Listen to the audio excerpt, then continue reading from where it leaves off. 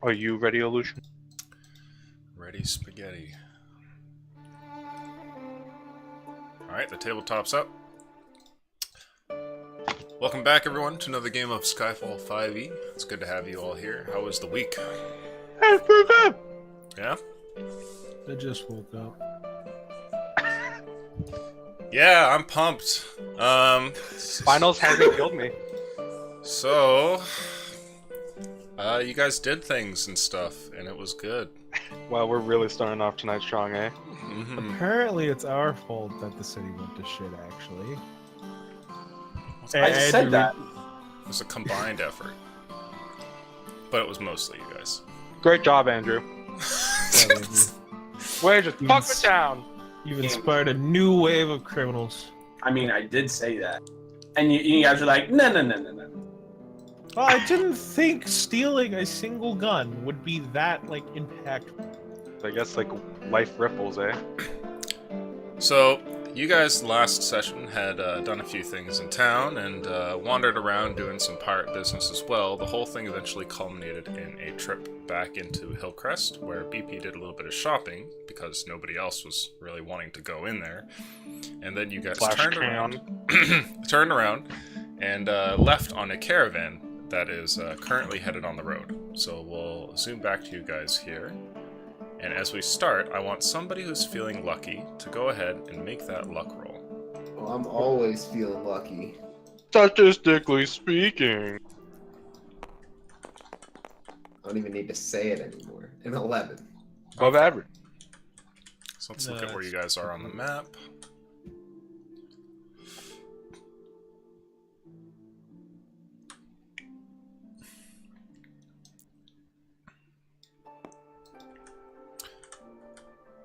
Let's see here.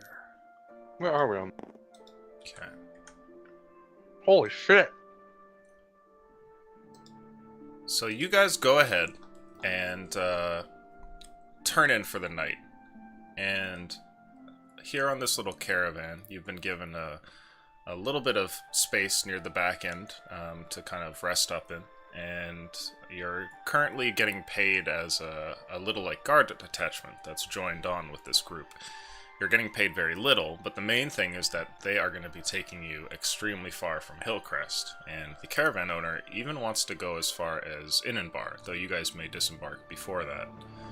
When you turn in for sleep on your first night, you eventually wake up and realize that the area around you is quite different to what you remember. Instead of the forest of the Altwood, you're in some sort of other forest, which is similar, but somehow almost dark and strangely sinister in a way. Like there's something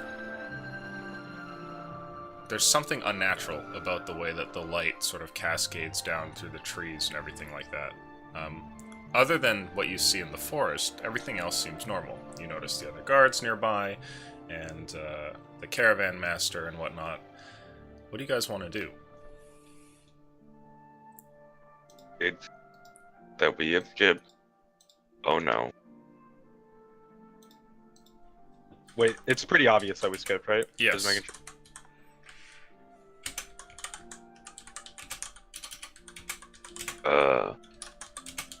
Do you think they noticed?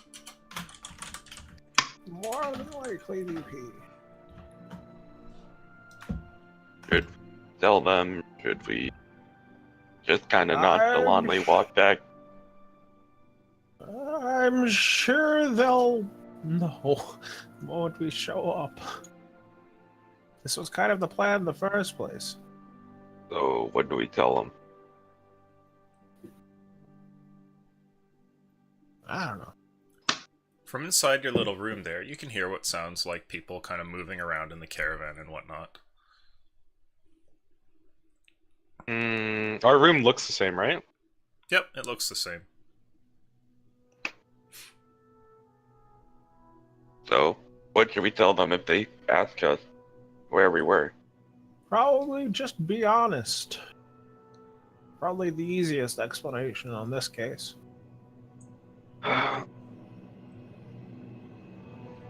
We've already made good way. It looks like we're in the Wolfwood. baby. We just don't get paid.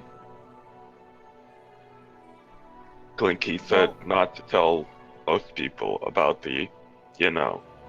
It's generally a good practice, but he doesn't seem like an idiot, so he'll put two and two together, and lying isn't going to help our situation. There's a loud tap on the door as you hear footsteps from beyond its threshold there, and somebody calls over from the other side saying, "Is there someone in there?" So, BP, get to it. You're our group spokesman. Yeah, it's us.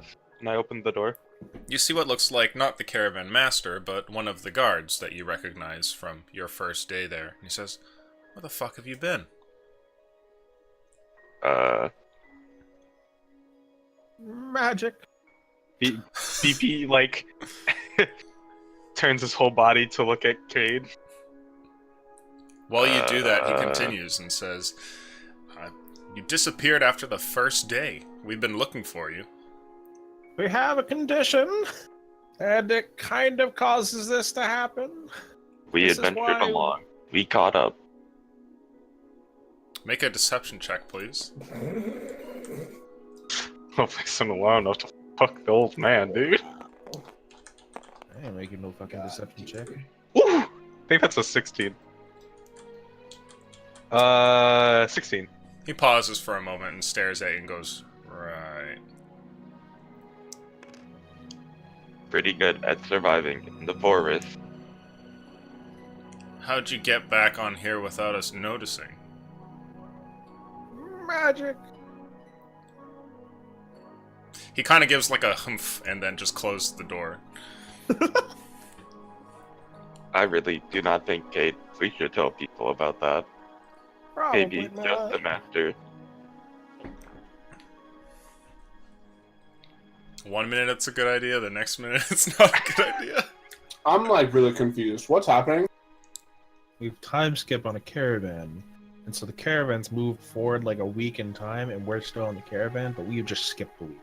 And so we just disappeared, and then reappeared. Bruh. For us, it's fucking free fast travel. For them, it's where the fuck did those guards we hired go to for like 10 days? Who wants to tell the master? I need another like 3 hours of beauty sleep, and then I could do it. But probably not right now. God damn it.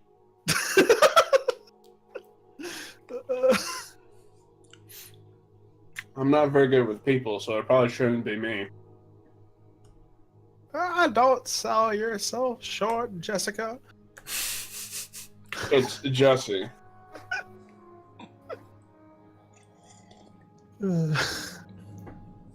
I'm sure Jesus isn't that great with people either. Do you want us to somehow... Next thing you know, we'll be driving straight into a cave if he goes and talks to them. Probably suplex the caravan driver. Well, Probably suplex I mean, the caravan it doesn't seem driver. like they were attacked.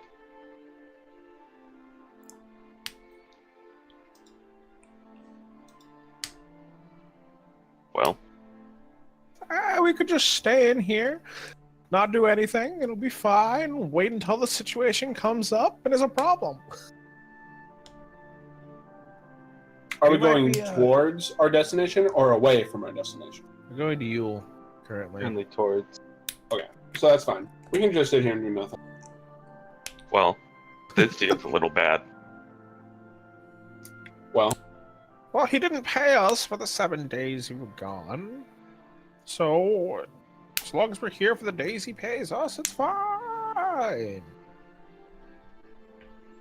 Well, Looks alright, like Jesse, it's, come with me. what? We're gonna go tell the master. We? Who's Yeah. we? You and I. Good luck, Jesse! Why am I in this? Because you have a way with people that Jesus and I could never fathom to have. I would agree. I sigh and I come along. Okay. Leaving this small room, the two of you start to manage your way towards the outside of the carriage, knowing full well that the caravan master is likely up at the very front. You guys kind of hop off there and run up alongside the caravan to go and speak with him, and when he looks over and sees you, before you can say anything, he calls out, and he just says, "What?" Sorry, we caught up. You don't need to pay us for the days we were gone. He shakes his head and blinks, and he says, "How are you still here?" Ooh. I whisper over to him. Does he even know what a time skip is? Do we even know what a time skip is?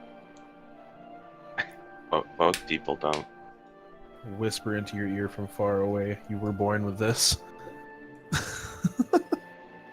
Just like for table talk, Andrew, do you remember like all the Great Soul things in the history of it? No. So basically, all the player characters have a special kind of soul that will attract power, right? So as player characters, you're going to level faster than NPCs in the world, and you're going to be a lot more powerful. And there's a story device for them, which is that you have a great soul, which is like literally better than other souls, but the trade-off is that the gods don't want there to be too many great souls on the earth at any given time, because they commonly fuck things up and ruin history for everybody. So they've put a curse on you that causes you to lose time. So there can only be a certain number of great souls doing anything at any given time. And Okay. this is a common mythos. So like people know of the quote unquote Great Soul myth, and it's kind of like one of those cards you either choose to flash or don't. Yeah. Type deal. You have a a small mark on the back marking- of your Yeah, on the back of your neck that shows that it's real. You Okay. can't really hide it per se. I mean, We you could can't. just tell this man the truth then. Well, you could, but he'll treat you differently knowing that you're basically like one of the chosen, right? Oh, true. the So we look like chosen dickheads. one. I should have paid you 4 copper instead of 3. I'll like just like do that really like nonchalant wave and go like, It was nothing. We caught up. We'll be did on the- guard now. Did the fucking Bastion wave. He blinks for a moment and just says, "Okay." It seems that none. There was no trouble so far, correct? Well, we saw evidence of beasts but didn't run into them, so there's that. And I've heard that this forest is a little different. Not expecting to see any Hyprex out here. Good to hear. Oh, hi, Bricks. How many days till Yule? Just a couple more at this rate.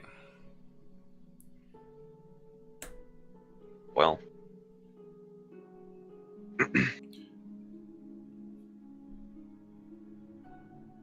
we just wanted to update you. We shall return to the cart. Thank you. I'm not paying you for those other days, by the way. Absolutely. Alright.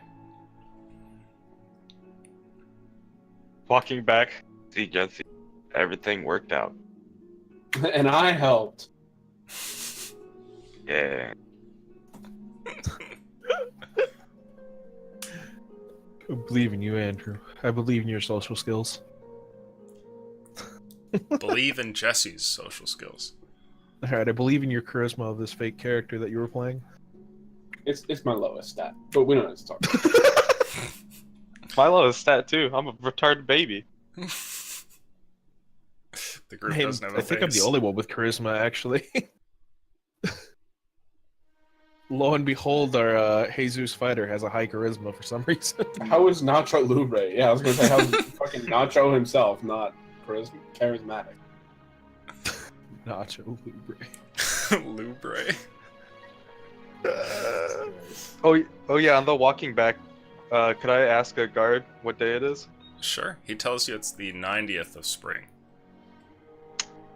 Ooh. offering up. Thank you. It seems that you've been gone almost about 10 days, and gradually 9 make yep. it back towards the little cart there, and step into the room with the rest of your companions. Well, How'd it go? you will not be paid, but everything's be okay. Well, as expected, we weren't really doing this for the pay anyways. Perfectly honest, I thought we'd time skip, so fast forwarding to our destination was handy. Not a big deal. We're almost there, anyways. Are you guys doing anything on this day, or attempting to fast travel into Ewell? I'll be reading the book if I can. Okay. Yeah. I'm just kind of waiting till you. Okay. I would like somebody to roll a luck check for the remainder of the travel. My turn.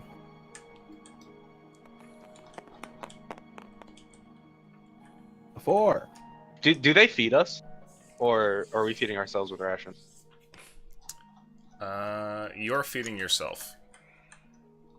Everybody subtract a single ration. Let's see. Or subtract 3 from Jesus's? 3 from Jesus' ration. It was at this point I realized he should open his character sheet. Great stuff. 3 Quality. of my rations? Yeah, that's fine. You have 30 million. You're not allowed to have my rations. My rations are special. They were given to me to They're all- display my strength. They're like my fucking lumbars. Give everybody else just the soggy ones.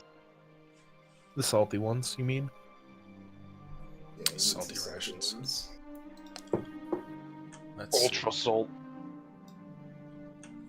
Now, the next little bit of travel goes off without a hitch. There's no attacks on the caravan, but you guys do see on occasion when you're stepping out of your room to spend some time in the fresh air that the surrounding area is really quite strange and is almost kind of like a strange vision of a forest. Like, nothing really seems like it's in the right place.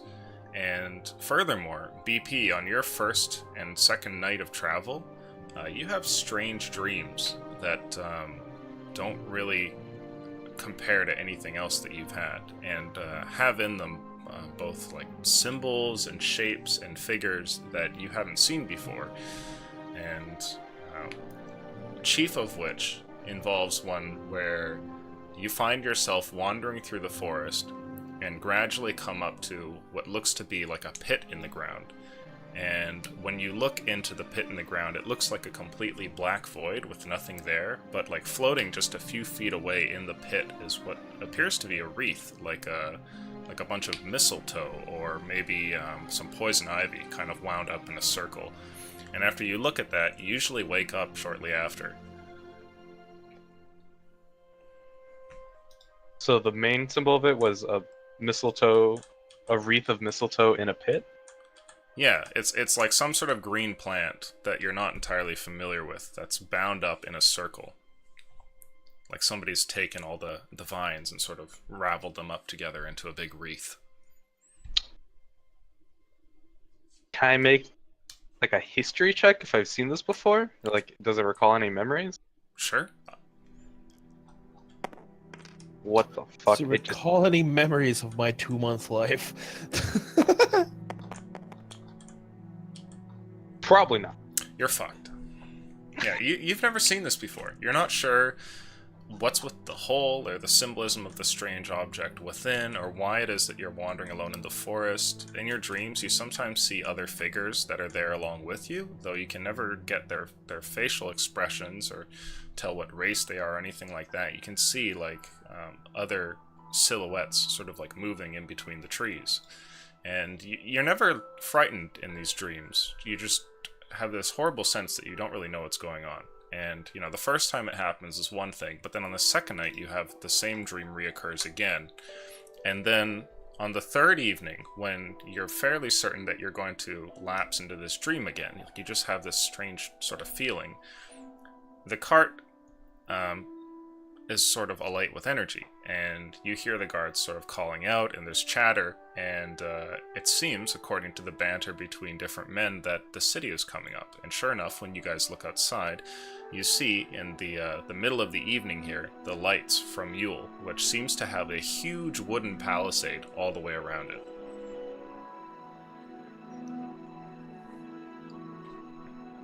It seems we've arrived, boys. City of Yule. Anybody know anything about Yule? It's fucking weird. Nope.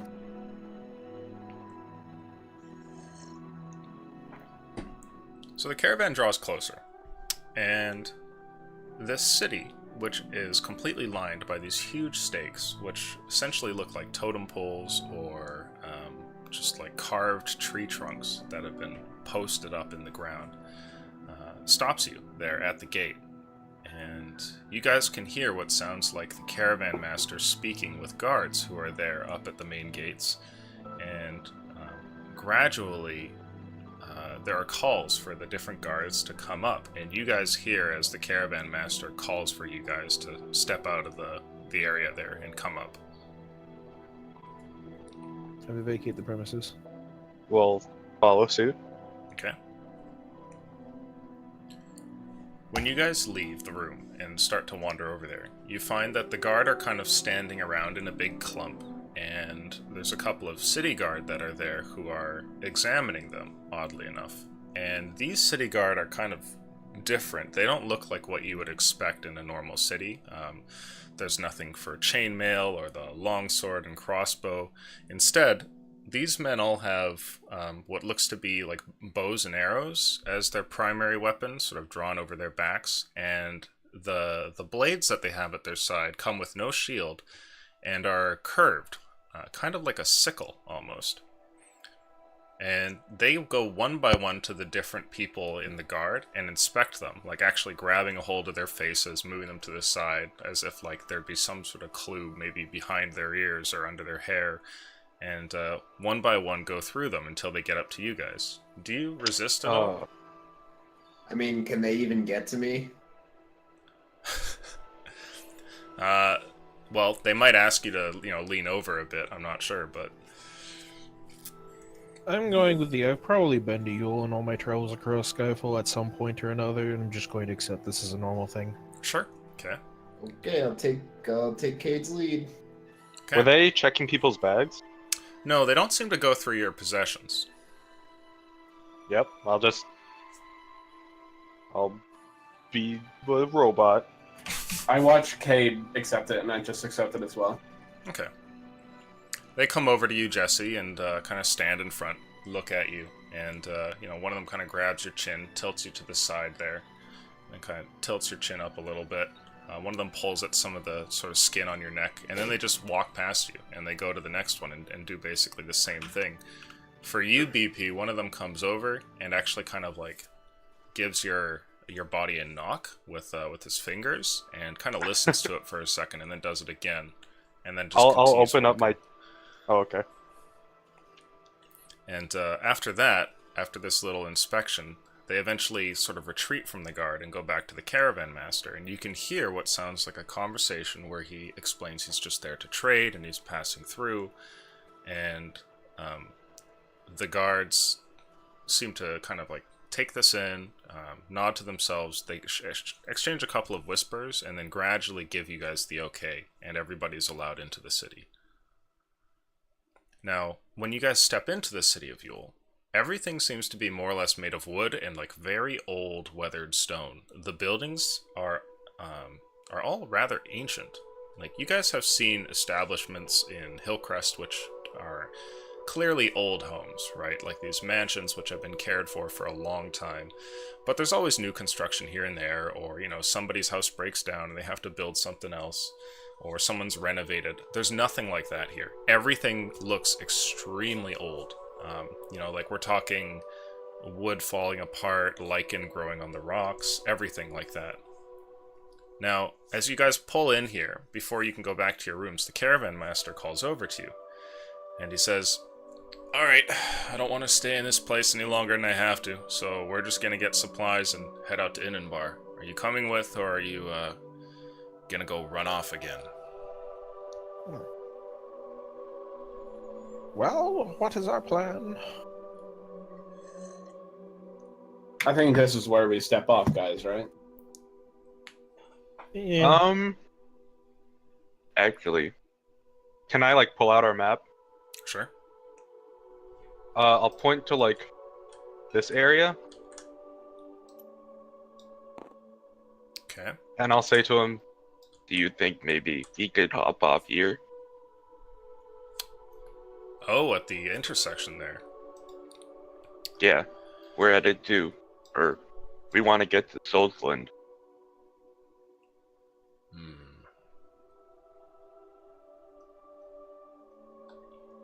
I would understand if you do not want us along. Make a persuasion roll. Yeah, he seems like he's uneasy about taking you guys for whatever reason.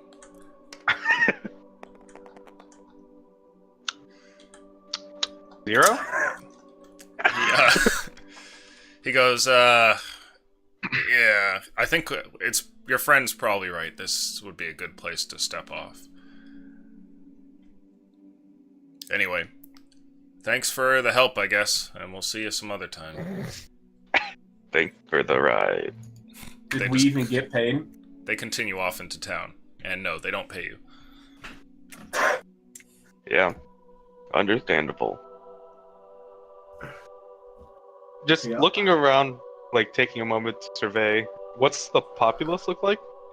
Ah, give me 2 seconds. The witch banner. The populace in Yule is kind of what you would expect. You see commoners that are wearing, like, regular garb and wandering around here and there. But what's interesting is just how late it is. You've pulled into the town at nighttime, the moon is out, the sun has gone down, right? Your caravan probably just continued pushing on their journey instead of, camping an hour away from town, right? So as you guys have pulled in here, what you notice is not so much that the people look any different, it's just that there's a lot of them out, considering how it's basically dark. And, they seem to wander here and there with torches and things like that, going about their business, some of them chatting to each other, others wandering into houses. Is it a mixed race? It looks like most of them are human.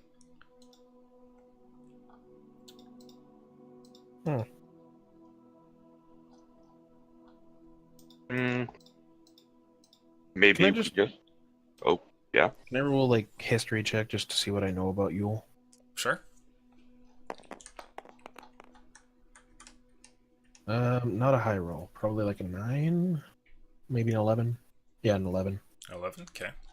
You're aware that Yule is kind of a shunned city in a lot of ways, and people go there to, stop by along the really, really long road to Hillcrest, given that that's such an important city, but they don't really spend time in Yule. And there's a lot of sort of shifty rumors that surround the town that have to do with, like, weird phenomenon and strange practices and, like forgotten cults and things like that. Now, you don't really know anything more beyond that, other than the fact that it's just, people don't really come here unless, unless it's for a short visit, I suppose.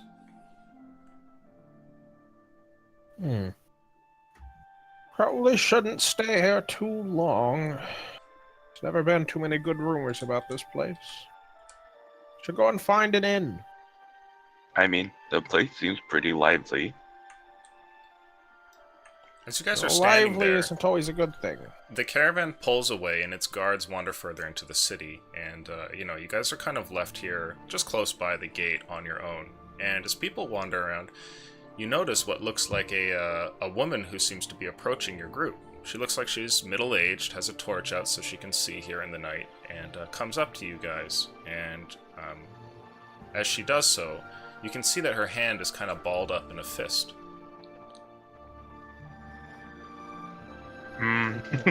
What kind of look does she have on her face? Make an insight check, please. Is she just like walking directly towards at us? Yeah, there's nobody else that she could be walking towards. That is a 9. Okay. The look on her face seems neutral. There could be other emotions concealed, but in the dark and the flickering torchlight, you're not really sure. I wave at her. Okay. You wave, and as you do so, the woman holds out her hand and does like a kind of sign with it almost. And when she gets up to your group, she says, "Oh, you all must be new." Yes. What's your name? I just look around. Can I insight check her? What do you want to know? Is there like malicious intent here, or is she just Sure. some random lady? Make an insight check.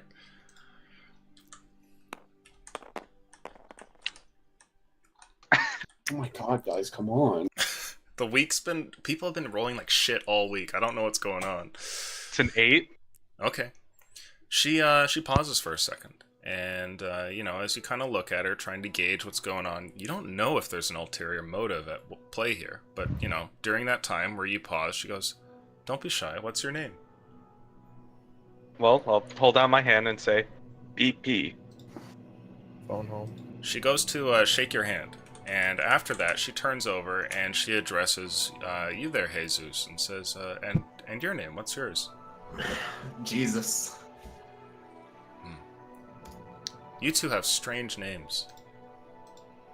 What's your name? Beggy. That sounds stupid as fuck. Rude. That's rather rude, Jesus. She That's goes kind of my tight-lipped for a name. second.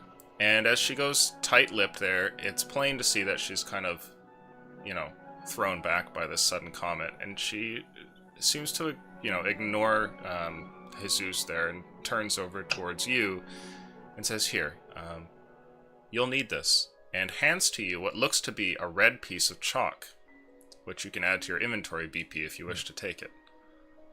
I apologize for my friend's behavior. Thank you. But also, what?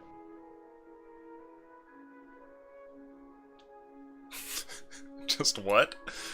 yes. She looks to you and says, "Keep it with you." And she says, it's for good luck. And then turns and goes to walk away. Her name was Beggy? Beggy, yeah. It's there in Really tabletop if you rude, need. Jesus. You shouldn't insult people the moment you get into their city. Never know what strange things might Not happen. her city, mate. What? Okay. No, not even gonna. I will just leave that be.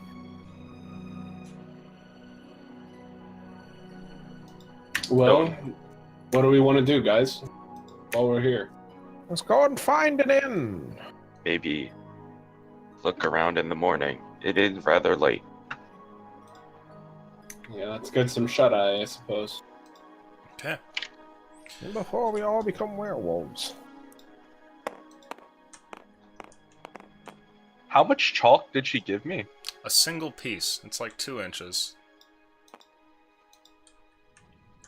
Now, as you guys go to look around, you find that close to the gate there is a tavern nearby. And you can see that there is a tavern called the Barley Bloom. Do you guys step in there? Seems better than anything. We're gonna go walk around and try and find an underground fight ring. As you do, casually. Okay. Well, Now- Jesus, you'll know where to find us. Uh-huh. Well, okay. I hope he doesn't get himself killed. He did that once before. I thought he was dead, and then turns out he drank a potion of youth and is fine. I think he can handle himself. Likely. Now, I- the Go, interior yeah. of the tavern looks to be very rustic, and much like the rest of the place here, it's quite old. But in its oldness, there is a sort of lively atmosphere, as there are people who are seated around and eating and drinking.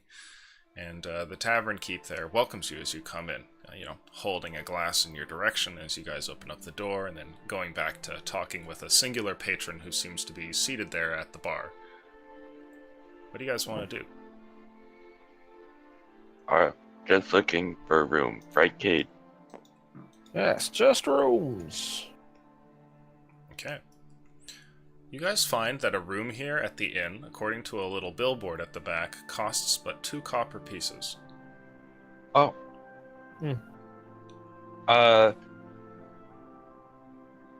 I'll hand the. Is it a female that's working the? No, it's a male who's probably in his late 40s behind the bar. I'll hand him a piece of silver. And Much obliged. 3 rooms then?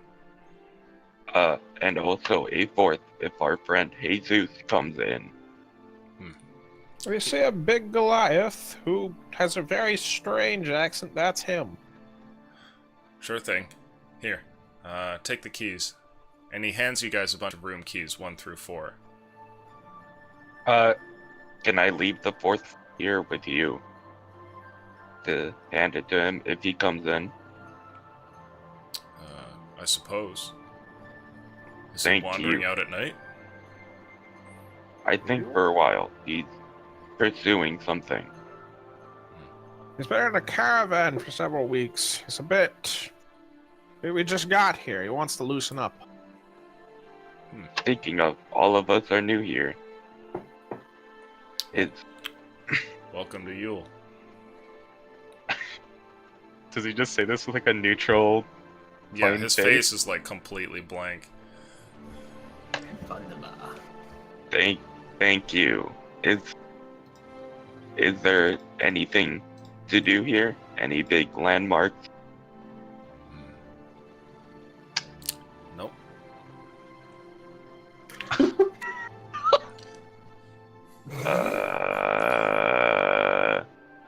Sounds like the perfect city for an underground fight.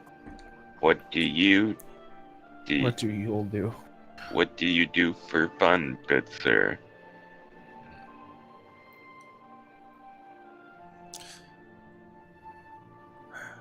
Games? Drink? Is the I look over to the guy that he was talking to. Is he just? He's giving you the stink eye. Oh, okay. Well, I'm gonna leave now. Goodbye. Enjoy the rooms. Yeah, I'm gonna walk to the room now. I guess.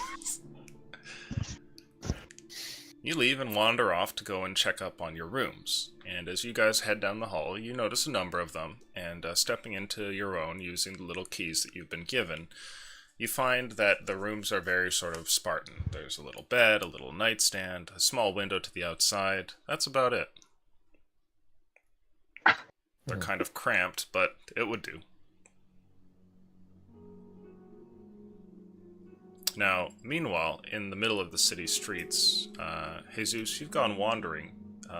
What are you looking for exactly? What are you doing? Looking for big abandoned buildings, the sounds of fighting, cheering, maybe back alley kind of work.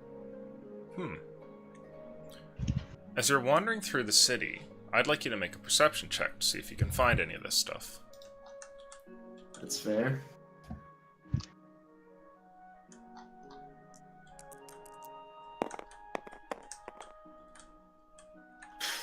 It's like a 3. The city is quiet, and unlike other places that you've been to in your, your long travels with Draken, there's very little nightlife going on.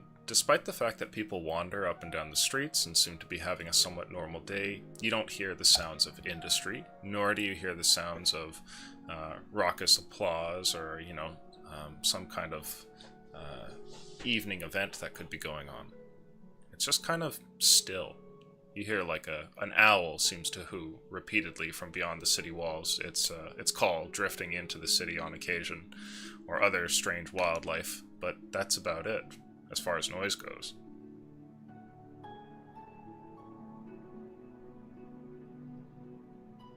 Hmm.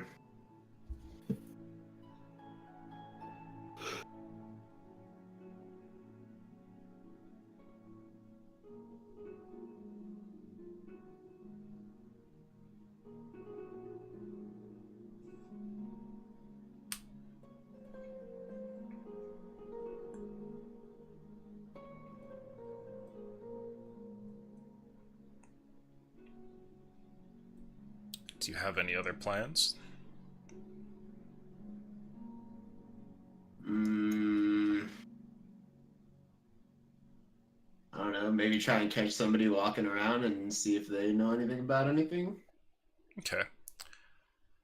As you wander around in the middle of the night here, somebody make a luck roll. Let's see what you bump into. Yeah, I'm feeling that. All me. Nat one. 17. Okay. You bump into not a local, but what appears to be one of the guards that you recognize from the caravan, who steps up, and he runs up to you, and, you and the guards had split off maybe like an hour ago at most, and he looks like he has a visage of panic, and runs up to you and he goes, "Oh my god, thank god." Oh yeah, it's you, man. What you want? Are you... Did you get one of those chalk things? I didn't get one, but somebody got one, yeah. Who got one of those chalk things? The robot guy. Where do you know where he is? Yeah, he's at the inn. Is something. He like turns to run and then immediately turns back. What was it called?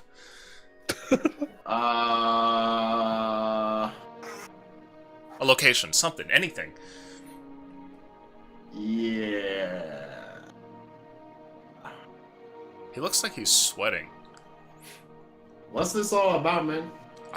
It's nothing. I just need to find your friend. Nervous laughter. Okay, so what's this all about, man? No, like the inn. What's its name? Yeah, I don't really remember. Oh fuck. Look. Yeah, I told here. you guys it'd be fine. He pauses for a second and he reaches into his pocket and you hear what sounds like coin as he then hands you 7 gold pieces, just shoving it into your palm. He goes, "Look, I know how it works. Just tell me where he is."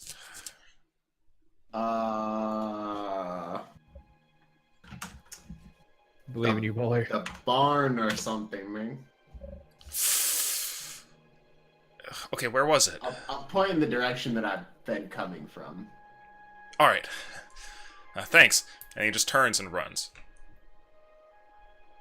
Yeah, okay. I believe in you, Chi. Please don't die today. Can I walk into Cade's room? Sure. I'll knock on his room. Gade.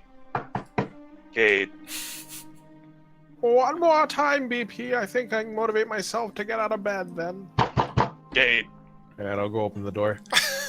The final knock just puts his fist through the fucking... I shoot the door. You let him in, and you see BP step into your room there. It's a little bit cramped given how small your quarters are, but what are you guys doing? Yes, what is it, BP? I hand him a cloth. Hey, could you help spiffy me up?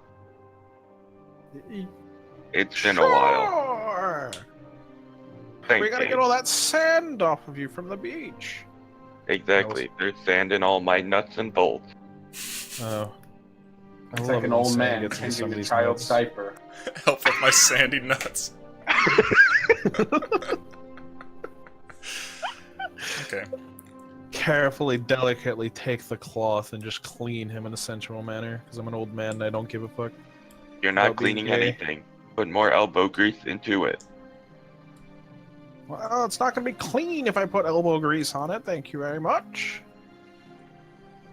Well, I do need to lube up my parts too. You can handle that yourself, sir. Okay. You're right. You're not of age.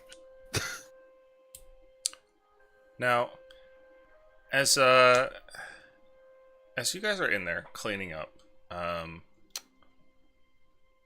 I'd like both of you, and Jesse included, to make a perception check, please.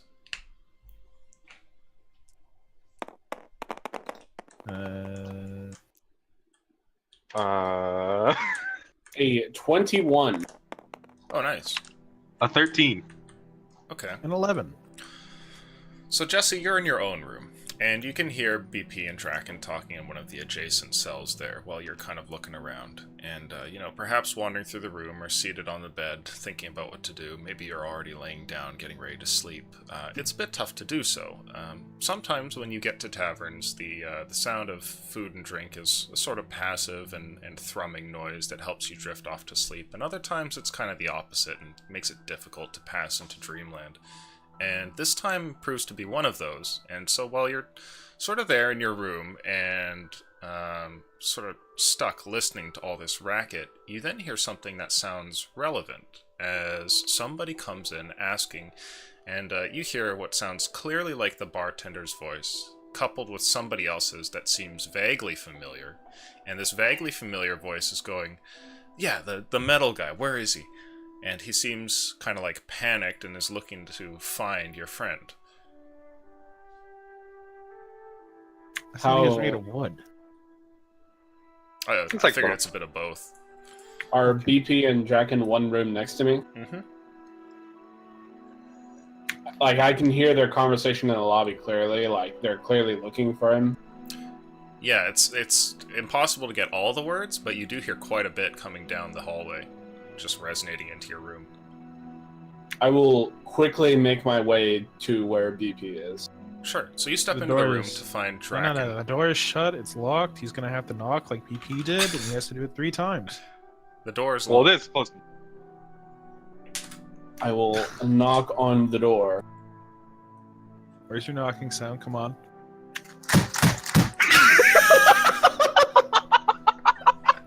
Okay. I'm just gonna open the door, I'm not even gonna let him do that 3 times. Is that your fucking keyboard? That was a water bottle slamming into a glass desk. I thought you just fucking started smashing the keys. Holy That's why fuck. you have a glass desk, I forgot about that. Okay. Somebody's knocking at your door. With a lot of enthusiasm. Who is it? I quietly whisper, "It's me. Now let me in." That's rather I think You're it's. being pretty ambiguous here. I'm pretty sure it's Jesse. Can you open the door, BP? You're kind of in the way for me to get to it. I got it. We're like in a closet, and like Yeah. he's on the right side. So, There's suppression sounds of like my legs revving up. opening up the door, you find the two in here in It's these like a little lawnmower cramped sound. quarters. What do you I want? come in and close the door behind me. Okay. Oh god. It's now quite Forever. stuck. Well, Claustrophobic, don't you think? Like, is it literally claustrophobic? Like, I'm on top of them? Yes. Oh. One We're in a person could lay on the closet. bed. Hey. Okay. Well, I overheard somebody in the lobby speaking about you, BP. I think somebody's looking for you. Or us. Did you catch his name? The No, I'm sure if he's looking for us, we'll find out momentarily. he sounded familiar, as if maybe he was somebody we saw earlier in the day. it wasn't the woman. No. Sounded like a man. Should we go greet him, or should we wait? Well, I suppose it could be good or bad. What do you guys want to do? Well, I'm sure if he's asking about us, he's gonna find us momentarily. We should get out of this damn closet. I don't want to be Alright. 4 people to a room. I suppose we'll go greet him. Yeah, I guess we all shuffle out into the hallway. Okay. We all like tumble out as fucking Jesse opens the door. Opening the door. You guys look down the hallway and see the regular room over there, this main tavern hall where people are eating and drinking. And the bartender is there by the bar and looks to be once again talking with this singular patron at his bar, but there's nobody there talking to him. Oh, Hey, I thought we just heard somebody talking about us, or BP in particular. Yeah. Some outsider came in looking for you. Did Was you he- tell him that we were here? Nope. Oh, None of his business. did you know what he was wanting? By chance? No. Seemed like he was in a panic, though. afraid or Something like that. But that's none of my business. What does the man look like, sir? I think we are going to go greet him. Bit of scruff, sort of short brown hair. You know, he kind of describes somebody, and it does seem sort of familiar. Roll history. All of us, or Yeah. just Alright, speaking of which, how many days did it take since the time we time skipped to get the Yule? 2 days. This would be the third, given that it's really late evening. I got a Okay. 16. These are my divination rolls, just for like future. Sure. I got That's That's a not a fucking D12. Yeah, that's not a D20. Where's my other fucking D20? There it is. So anyone who got a 10 or higher will remember that that actually sounds a lot like one of the guards that you've been traveling with. 12 and 17. For perception or what history, that's a 21. Okay, yeah. so roll you your got it fucking too. concussion. I'm going to Uchi. I've got to make a lot of rolls. I got a 21 for history. Okay. Yeah, we all know what he is, I Yep. believe. We all know he's a guard. I'll fish out a silver. You're rolling it. What? That's fucking. I can't. I'm zoomed out too much. How's that concussion treating you? It's blurry vision, you fucks. Also, not very well. Or very good. He said this was the 3rd day, so 3. Got it. I fucking always roll a 19 on this fucking thing. Never a 20. I'll give him a silver. Thank you for the private information. Appreciate it. And he takes the silver piece. We'll go out into the street then. Sure. Wandering out into the street, you see what looks like a few people wandering with their torches here and there. And nearby, you see this guardsman. He's down the road a bit, and he looks like he's kind of frantically searching for something. Good sir! Sir, When you call Sir. out, he immediately turns and comes running. And when he runs over to you, you can see he's got, like, you know, a bit of sweat on him, and he looks like he's kind of in a panic. And he goes, "Oh, good. Hey, you were looking for me? Yep. So you were at the tavern. Fuck. The locals here don't tell you anything. Did anyone give you anything when you came into the city, perchance? Yes, a woman gave me an item when we walked in, or like an hour ago. Oh, is it like a little piece of chalk? Precisely. Hey, well, you don't really need chalk, do you? Well, it was a gift from her, so that would be rude to give it away. Yeah, I guess, but I mean, well, there's rude, and then I could give you 10 gold for it. I mean, 5, sorry, it's a piece of chalk. How much sweat is just shooting out of his fucking forehead? Worse than horses? Baby. Well, that's at the end of the day. Why are you so interested in a piece of chalk, sir? He pauses for a moment and kind of leans back. Oh, he wipes a bunch of sweat off his forehead. Sorry, I've been running around all over. I mean,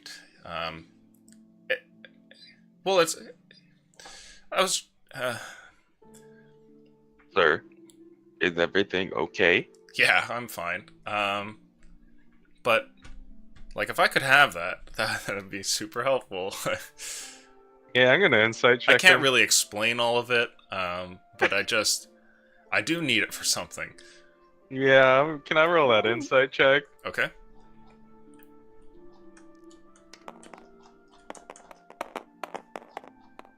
Yeah, it's not going too well. That's a 10. I got a 11. No, a 10. You don't glean anything other than what you see here. I'm a very learned man.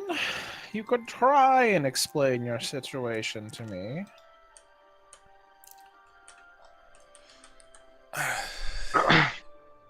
The lady said I should chalk. Okay, do you know where the lady is, maybe? Nope. So you're not going to give that chalk to me. What if... Oh, here, how about you break off a piece, so you're still keeping it, it's not like you're giving it all away, and I'll have a small piece of the chalk. Sir, I do believe you're... You should give a What? reason first. Look, no, it's fine. It's fine. He kind of like steps back away from you guys. I don't really need it. I don't really need it anyway. Your loss. You're not gonna make the 5 gold. I'll find a piece somewhere else. I mean, it's chalk, right? Not like you can't get chalk somewhere else. It sounds like you're being haunted by a ghost and need some weird item to scare it off. Nope. Sounds like someone's gonna kill you if you don't get chalk. He just turns and goes walking away down the street. No, I'm no. I open my chest, Strange man. Okay.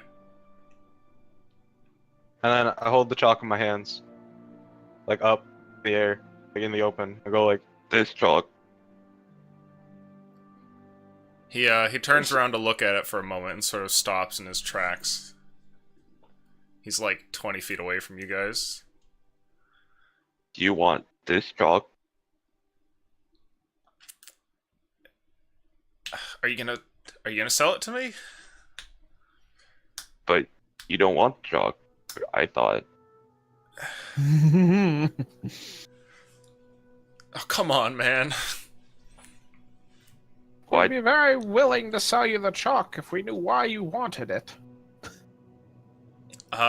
It's for a friend. That's a horrible reason, and I'm fairly confident you're lying. I do believe your actions indicate you are lying as well. Okay, Sir, bye. if your life is at risk and you need this piece of chalk to survive, we're not gonna keep it from you. We just want to know why. Okay, I need the chalk. Okay, someone's gonna kill me if I don't get the chalk. Can I have the chalk, please? Bruh. Well, can you confirm the story? Why would somebody kill you for the chalk? Look, I heard some people talking, and some of them said something about, like, oh, just a few more days until the sacrifice comes up, and, I wonder who's gonna have the chalk and who's not, and I want to have the fucking chalk, okay? Okay, well, that also sounds like I need the chalk. Alright, You sir, said that if my life was in danger, you'd Hold give me the on. chalk. Did you He think grabs a hold about of this- BP's metallic body and shakes him for a moment, and he sounds like a big rattling trash can. Did you ever think that if they're going to be sacrificing people, that a person who's holding the chalk would be much more specific than somebody not? If they sacrifice everybody who does not have chalk, Well, that's like hundreds of people. Look, I don't know how But the if fuck you're it works here. sacrificing the people who do have chalk, you're only getting 5. Look around! And he kind of, motions to the street and he points down the road. And he says, there's a gang of 4-year-olds running around with a torch in the middle of the night. The old... Does this seem like a place where things normal happen? Well, normally you don't give people chalk to indicate they're going to be sacrificed. I just don't think Fuck this you guys. chalk is Fuck going you to- guys. And he just turns around and goes running down the road. Well, You should be careful with that chalk, BP. I voice over. We should leave this city as soon as we can. yeah, I don't. This isn't even like good chalk. I don't. That is fine chalk. If it is chalk. That is artisanal chalk that you've got right there. Oh yeah. Maybe you Can should I confirm that it's chalk in my hands? Sure, yeah, make an investigation roll to see what it is that you've actually Yo, been given. I can make an investigation check. I got it. Can I investigation check? Sure, BP lets you. Yeah. Everyone takes a moment to take a look at the chalk. I got a 19. Okay. It's a 9, but it's ass.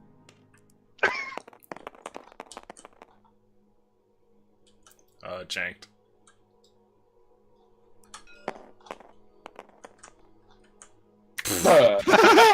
Draken's shitty vision coming back. What about chalk? I don't see anything. BP, as you pause to look at this thing, on the surface of it, it does look like simply a red piece of chalk. A little cylindrical piece here that's been, not cylindrical, it's like square, rectangle shaped. And it seems perfectly normal at first, and then as you kind of look at it and like turn it over in the light, you think that you see what looks like bits of something in it almost. Like it's not a completely homogeneous mixture. There's like little flecks of something in between. Can I shake it next to like my sound detector? Be my ears, I guess. It doesn't seem like it's hollow.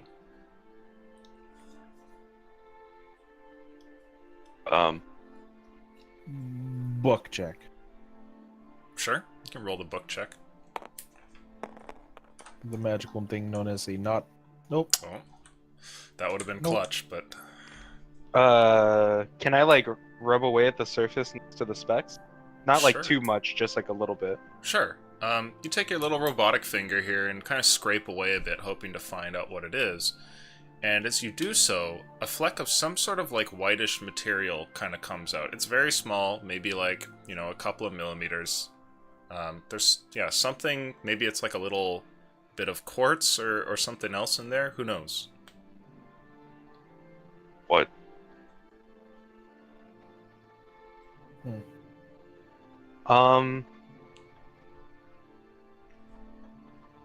E.T. feels unsafe with this in his hands. Oh, I mean, if the chalk is what keeps you safe from being sacrificed, that means me, Jesse, and Jesus are all going to be sacrificed. What if it's like 14 steps ahead and the one with the chalk gets sacrificed?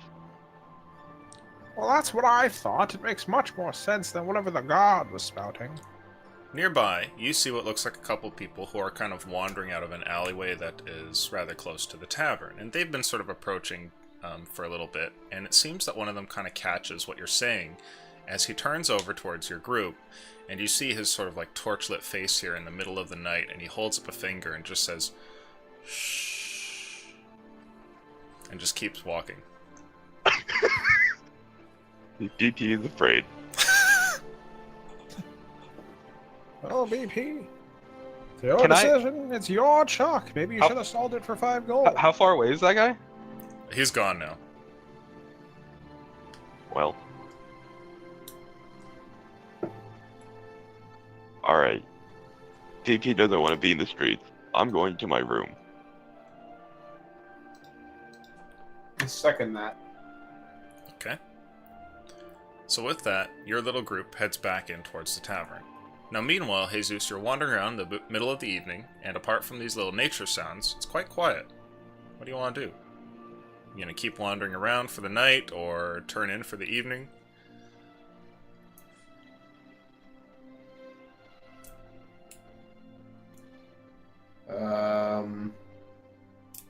Yeah, I guess I'll just find my way back.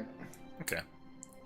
This city seems to be very quiet, and there's not a lot happening. It's kind of a letdown. You eventually make it back towards the tavern, and when you get there, the barkeep waves you over towards the bar. Mm-hmm.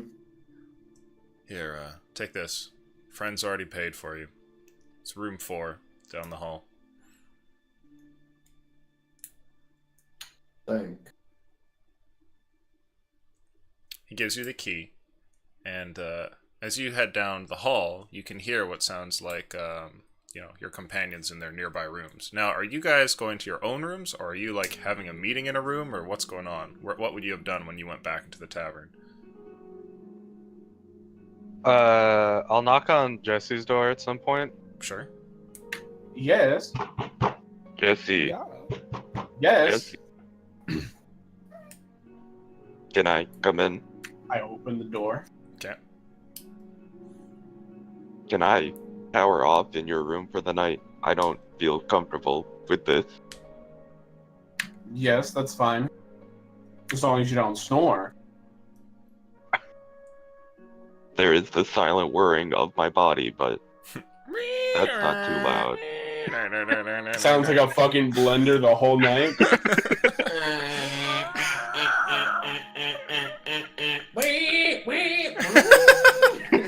Chugga, chugga, chugga, chugga. Gunshot. Alright, sound memes. Alright, yes, you can sleep in there. I'm gonna go power But off. you're not gonna sleep in here. I'm gonna power off in the corner with the chalk in my chassis. Okay. I will go to bed. Okay. And Draken? I'm going to sleep. Everything will be fine.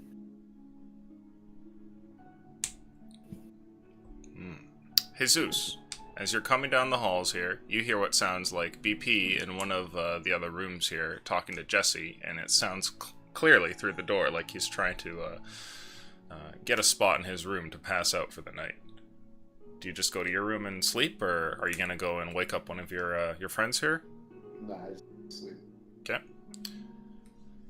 Now, in the middle of the night here, you guys get a long rest, and I need someone to roll a luck roll, please. Turn. Andrew does it. And the fate of tonight's night is in Andrew's hands. Ooh! Ooh! That music changed. In the middle of the night, you have strange dreams, Jesus. And you find yourself wandering through a forest that seems very familiar. It's most certainly the Wolf Peak Forest that surrounds Yule that you've traveled through. And you find that you're kind of wandering, and you're going down a path, which is just a very simple dirt path through a sort of dark, wooded area. And the dirt path seemingly has no end. Not in that it goes so far off into the distance that you can't see where it leads to, but the walking path over there goes towards straight oblivion. It's just a darkness, almost like a wall of black past which you see nothing. And as you wander further and further towards it, the world gets progressively more and more dark. And then, unable to control yourself in the dream, you eventually step into it and then wake up.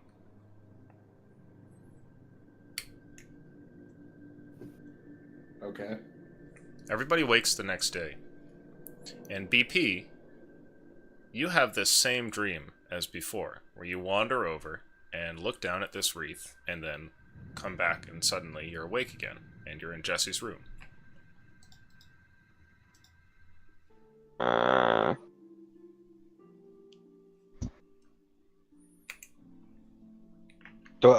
In my chest, is there still the chalk? Yes. If you go and look in there for it, you find it easily. Well, I'll get up.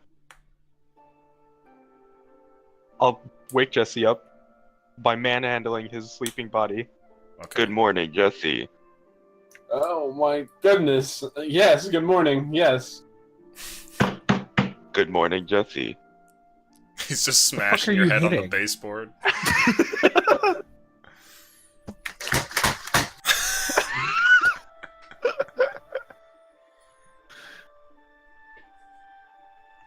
let's try to leave here early. As I'm still half asleep. Yeah. Let's do that.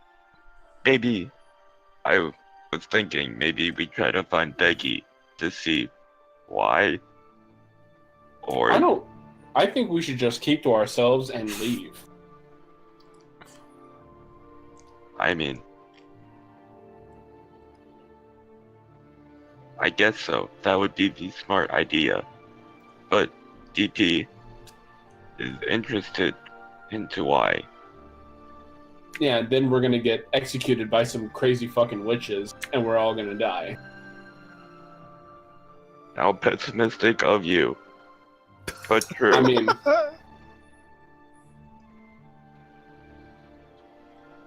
let's we could go on another pirate adventure.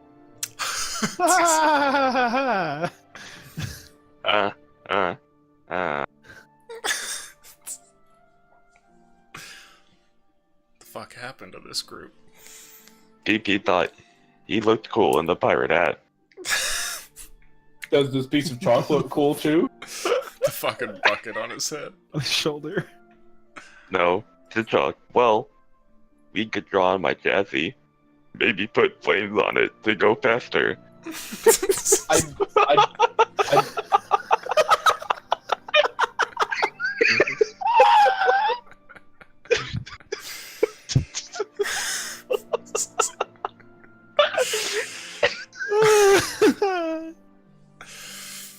No. Right. Let's get the others. We'll go to Cade's door. Gade. Gade. Gade. He remembered the correct number this time. What is it, BP? Opening the door. I open the door. Get your thing. Maybe we should leave early. And I was enjoying the thought of somebody being sacrificed. Right.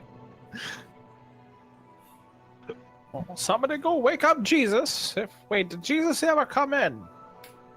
I'll go knock on the fourth door. Jesus. Jesus. What the fuck do you want? Jesus. We should leave the town. We fucking just got here, man.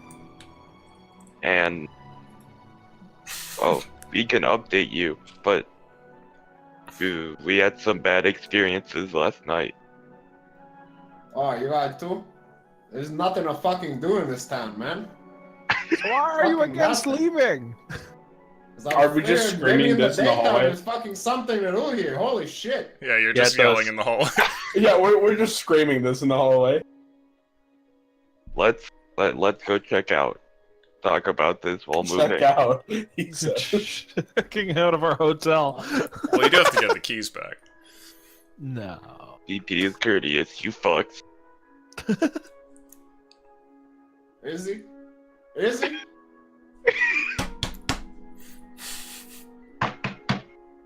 Are you fucking knocking on the wall?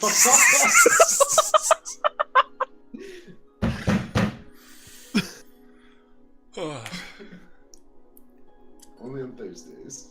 Sounds Oh, like I love Jacob this. was banging his head against a metal pipe. Mm-hmm. I was hitting my desk, which has a bunch of glasses on it. And so the glasses like bounced up and fucking down and clinged. We'll go to the front desk, return the keys. The bartender takes the keys. It seems to be somebody different this time. Looks like a younger gentleman, possibly related, maybe the man's son. And he turns and says, "Oh, thanks." All right. Oh, is he more energetic? Yeah, he definitely seems like it. Hello. Hey. Hey, so we're new in town. Came in pretty late last night. Oh, cool. What is there to do here? Well, Get sacrificed. I mean, that depends on what you like, I guess. You can see that the room is, like, not nearly as busy, given that it's early morning, and there's nothing, in terms of people, really. You can see outside of the windows, there's, like, some folks wandering in the street, but this place is empty aside from you and the tavern keep. He says, "Well, what do you guys Okay. like to do?" Well, I guess we're kind of mercenaries, but anything fun works. Like,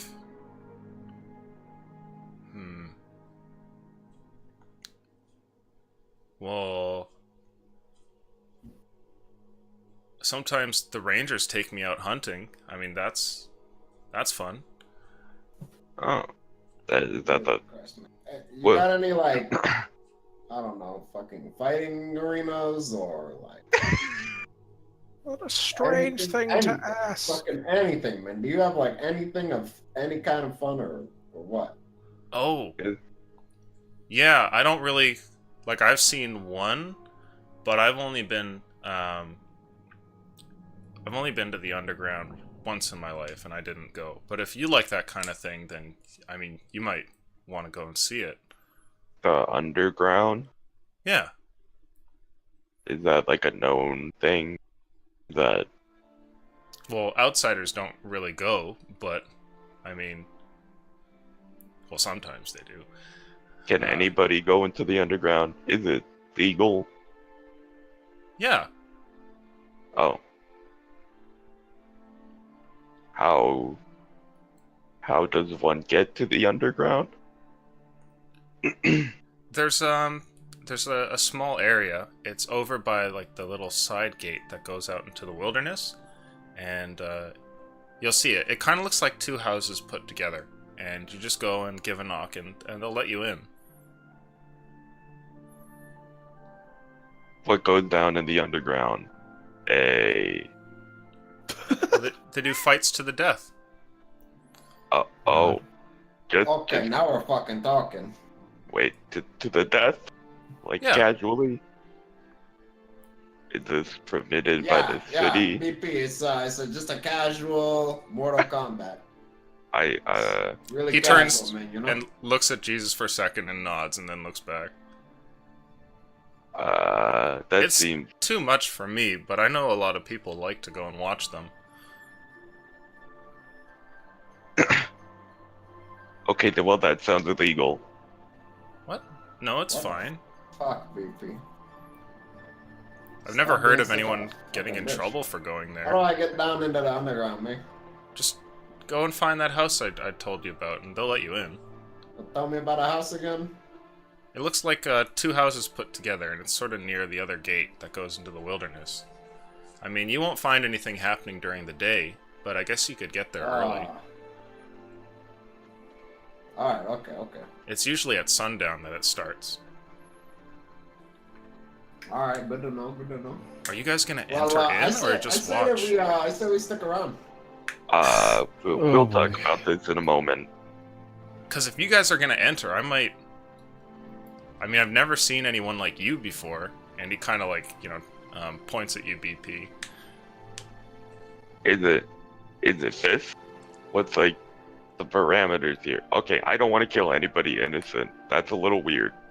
It's Mortal Kombat, BP. You both agree to do it to that. Okay? Yeah. It's not innocence or non-innocence. It's just a fucking straight up fight to that. He turns and looks at you, and he goes, "You understand a lot more than most outsiders." Okay. Here, and he kind of motions for you to come closer towards him. How far down do I have to lean? A couple of feet. Okay, I bring my fucking face down to his. He pulls something out from the counter and hands to you a piece of red chalk. I pocket that shit. Do we all see that? Do we like see him? You give see him him that? give something to Jesus, but unless Jesus like holds it out in the open, you won't know what he's been given because it was done kind of on the sly.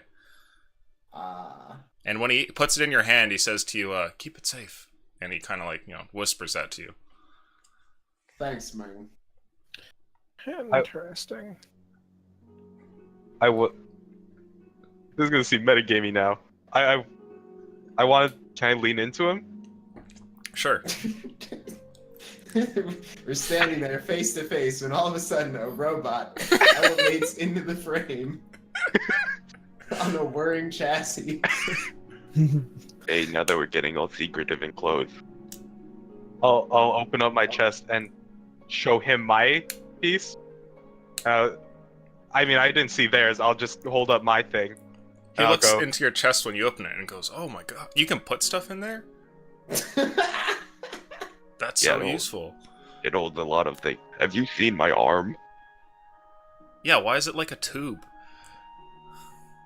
and I'll like hold it more up into frame. Should just shoot him in the face. Like, is that for hitting people?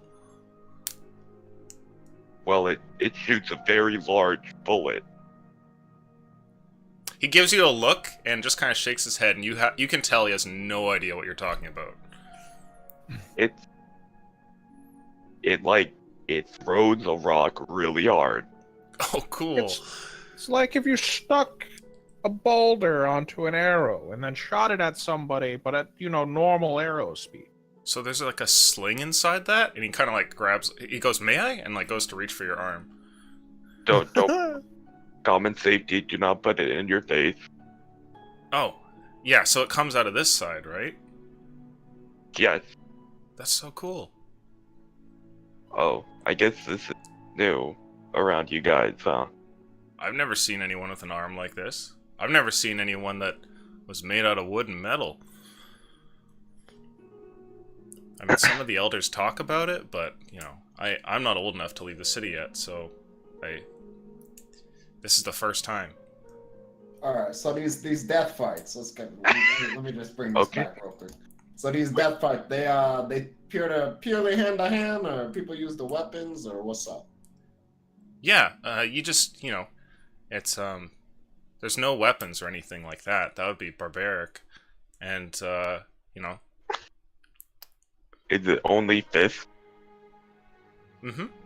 Well, I mean, you can, like, kick and bite and stuff. I've seen a lot in the one time that I went there.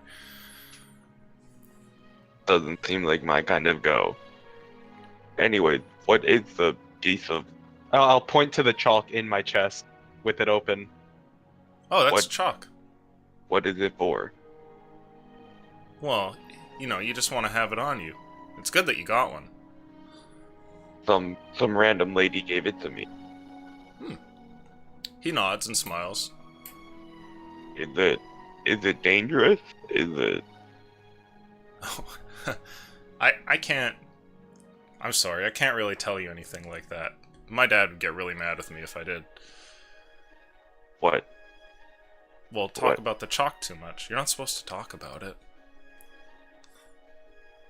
Why? Well, because you don't. You're lucky there's no one in here.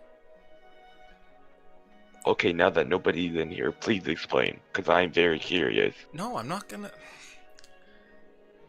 Look, I'm not gonna have this conversation. There might not be people in here, but the spirits are always there. Okay. I'll close my chest and back out. Hey, can you show me how that thing works sometime? My hand. Yeah, Question mark. I want to see the rock sling. It's like not a rock though. It's like a very high-speed magical rock. Well, that sounds even better. There's nothing like that here. It's very loud and would attract attention. Oh. Yeah, no, okay. Well, maybe don't do that then. You might not want to use that in town at all, actually. Seems like it. Yeah, people like it when it's quiet around here. Seems like the crowd. I really do wish I knew more about the chalk, but it seems Shh. like... Okay. You guys should probably go now, actually. But if you ever want to show me how that thing works, like we could, Fucking BP. maybe meet some other time. But you should probably go right now. Okay. Maybe robust, man. Bye, guys. Cool. Peace out, man. Have a good one. He gives you a wave and goes back to cleaning the counter. Walk Yes. outside. Step out into the city streets. DP does not like it here. DP wishes to leave. I'm starting to feel like I want to leave too. I agree with this non-chalk we killed that person kind of mentality. Either Said you the guy have a without the chalk chalk. Just You either don't have a chalk and you don't die, Shut up, or shut you up, have shut a up. chalk and you do die. silent, please. I There's don't people think walking by, and you can see that there's people looking at you. Let's Yeah, it's time to leave. let's I'm gonna walk head over out. to the 2 houses. We're going to leave without him. Just Jesus. Does you Jesus like goes in a blatant... completely different direction. Can I grab onto Jesus's arm? Sure. Jesus. Jesus. Oh my god, what do you want, baby bot? I think I think it's dangerous and we shouldn't stay here.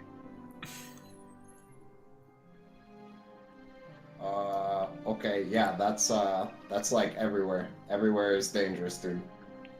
But this place doesn't seem like... Well, I don't think we fit here. Mm-hmm. I'd like somebody who's feeling lucky to make a luck roll. I'm not feeling lucky. I'm not feeling lucky. I got this. Rolls a d8. 60. It's almost a 1. Okay. While you guys are talking in the street, you hear a familiar sound. It's like a crunching, sort of methodical sound, and you realize that it's the dirt road responding to a wooden wheel going over it. And as you turn, you see what looks like the caravan, sort of trotting and rolling along, headed down the street that you guys are standing in. Look, maybe we could just pay for a ride out of here. It'll be safe travel. I want to go and fight somebody to the death. Okay, baby bot? Well, we'll be out of the city while you're doing that. I really don't think you should do that. Why not? Seems very dangerous to do that, especially that we do not know all the rules of this town. Everything seems shady. The carriage gets closer, and the caravan master calls over to you. He says, "Hey, you guys again. Have you seen, you know that guy, he was with us on the way in, kind of like short brown hair." He was panicking about some chalk. Yeah, I saw him running around the street the other night, man.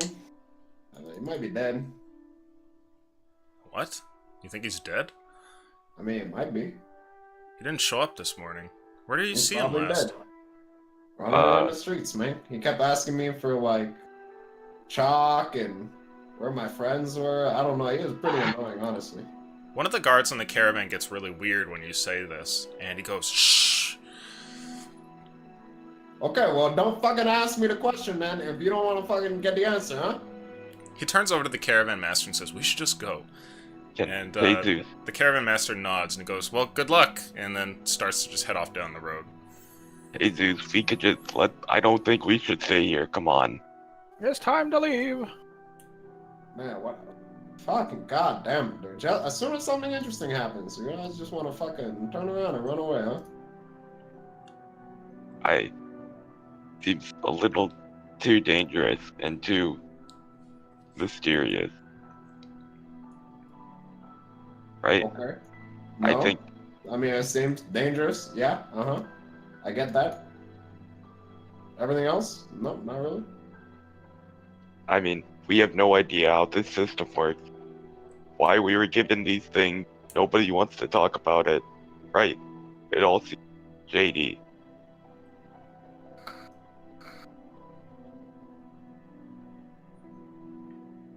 As you guys are talking here, you notice something. Can we just stay until tonight and let me fight some dude and then we can leave after that? Oh boy.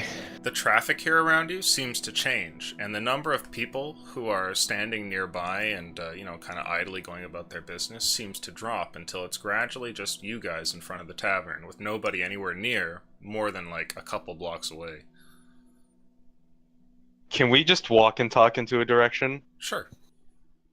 Can we just leave him? I He'll show up eventually, He'll catch up after a week. mean, Jesus, the rest of the party feels in danger. Well, when do you not feel in danger? Isn't life just danger? Like, holy I haven't shit, man. felt in danger at all until I came here. Well, I mean, that's fair. I guess we slept like pretty much the entire trip from Hillcrest to here, but like as soon as we get back on the road, it's just gonna be more danger. Danger, I understand. Being attacked by Hyperx beasts, I understand. This red chalk nonsense, not so much. I'm leaving. Let's stop saying that word out loud.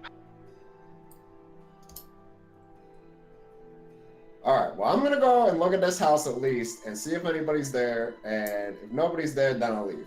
How about that? I'm gonna go outside the city. Okay. Jesse, where are you going? I'm gonna follow Draken.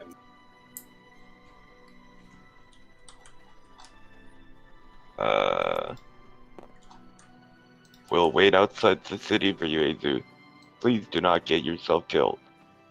Okay, man. And I guess we're parting ways. Mm-hmm.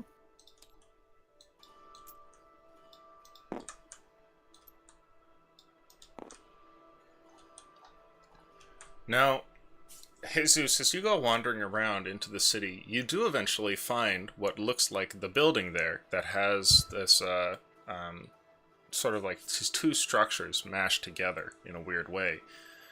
And as you approach it, it looks like a regular abode. There's no sign outside or anything like that. Okay, walk up, try the door. Sure. The door opens up, and when you step inside, it looks like you're in a very basic living room. And over there, on a little wooden chair, having some breakfast, you see somebody who looks over and he goes, "Oh, outsider. How are you?"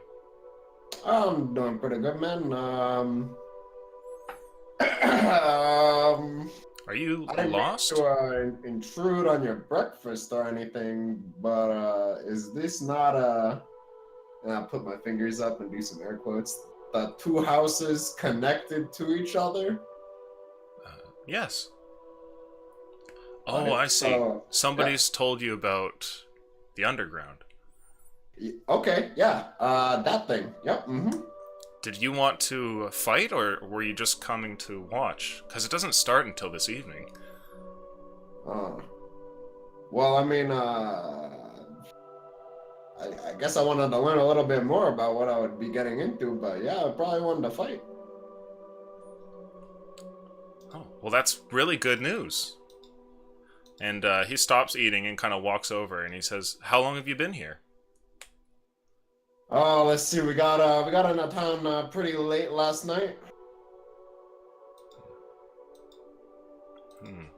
So you haven't been here very long then.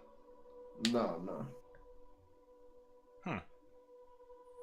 Well, it's fairly simple. The fight's between two people, and it goes until the end. And there's no betting, but people come to watch, and it's a small fee if you want to get into the audience. It doesn't happen every evening, only when there's two people who are going to be fighting. But you're welcome to take the spot if you wish. Even outsiders are welcome. Yeah, so what, you guys got like some kind of big burly blacksmith dude who just likes crushing people's faces, or like local champion of the ring or something? What's the deal? It's not my place to know who it is that you'll be fighting. That would be unfair. But I can assure you that it could be anybody.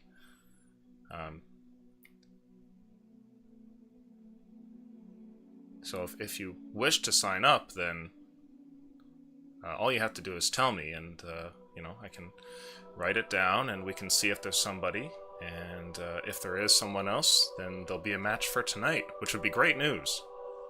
There hasn't been one in a week or so.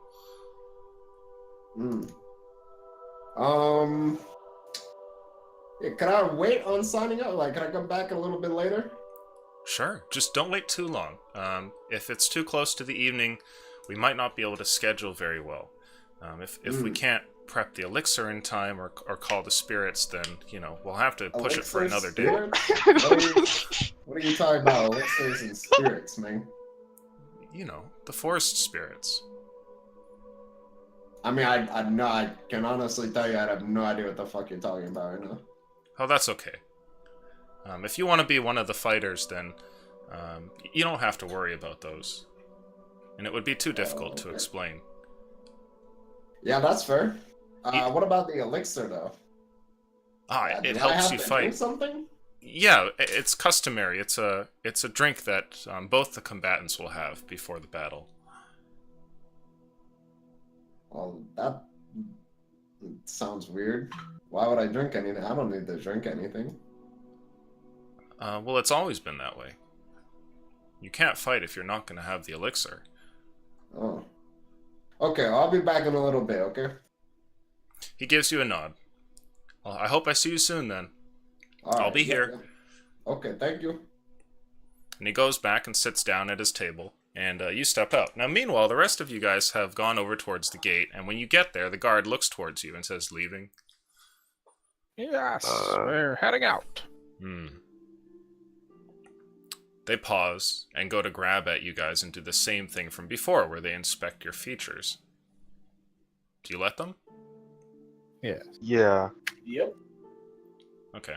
They come over, and when they do this, everything seems normal. They give you a look, Draken. One of them gives you a nod, like, okay, you're good. Goes to Jesse, same thing, gets a nod. And when he comes over to you, BP, he pauses. And he goes, why is it that you're leaving so soon? Did you not find it pleasant in Yule?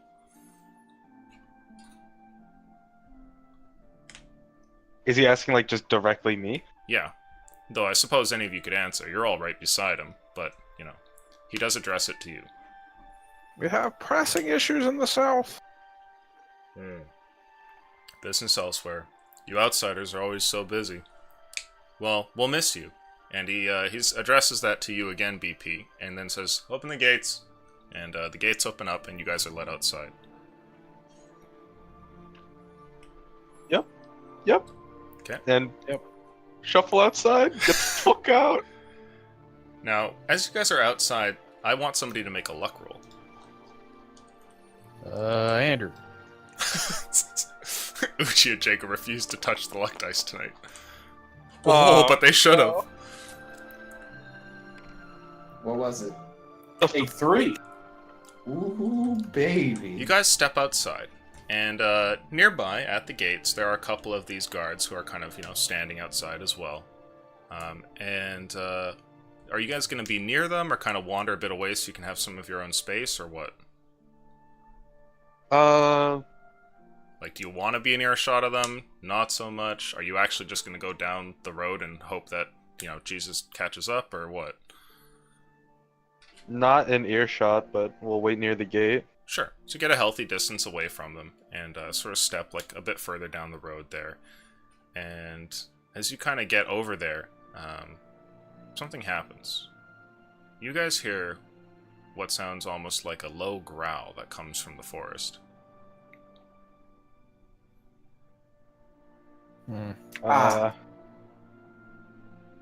We don't see anything specifically, right? Or is there like any shrubbery or Shrubbery. Make a perception check.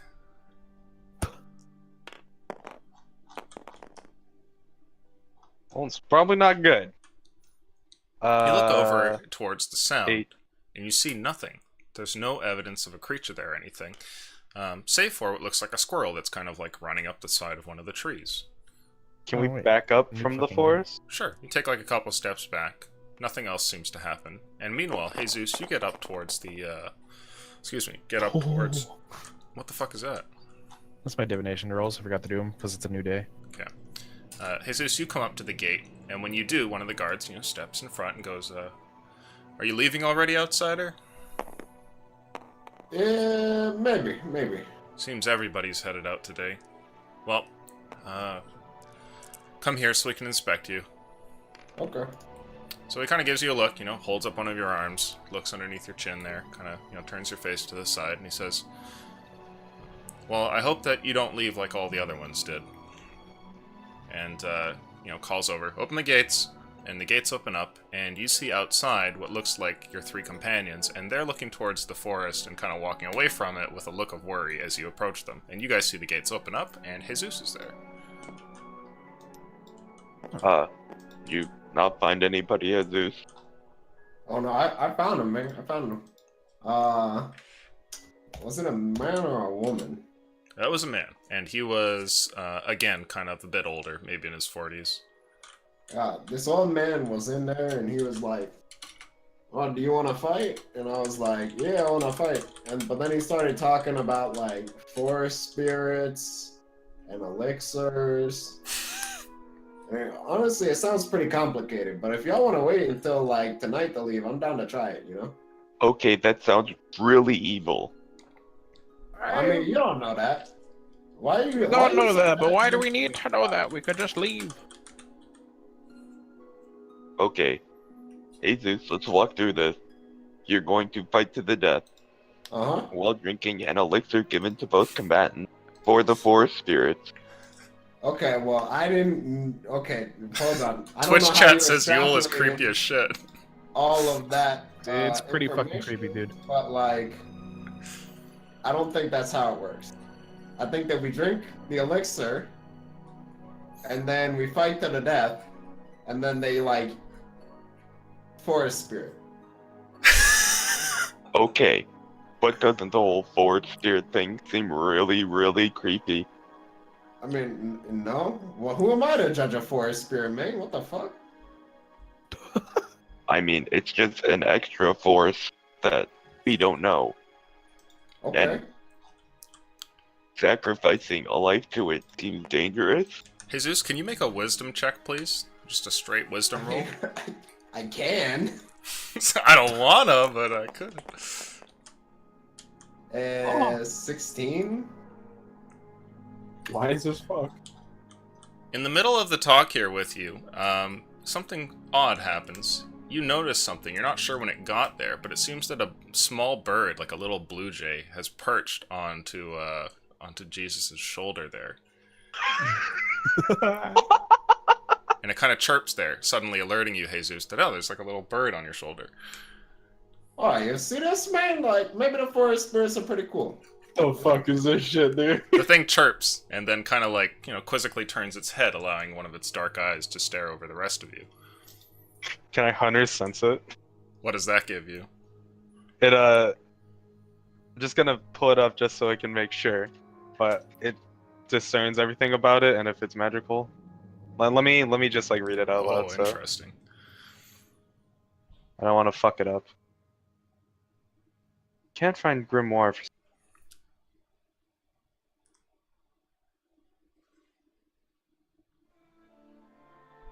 Oh no, it's in Xanathar's. That's why. Ah, yeah, because I'm it's a sorry. new one, right? Yeah, it's no gonna. worries. It's a part of the hunters. We can take a minute. Go and give it a look.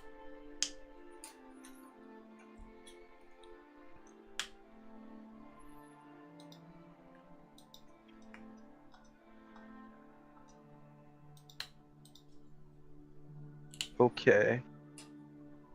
You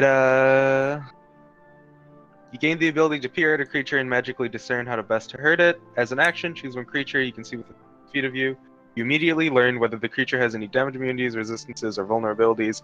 If the creature is hidden from divination magic, you sense that it has no damage immunities or whatever. Okay, yeah. It doesn't sense if it's magical, sorry. I just get to see what it is, and then if it...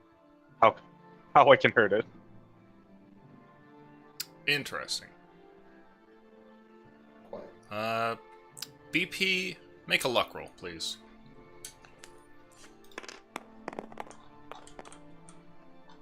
$15. Everything seems perfectly normal about the bird when you hunt or sense it, except for the fact that it's immune to physical weapons.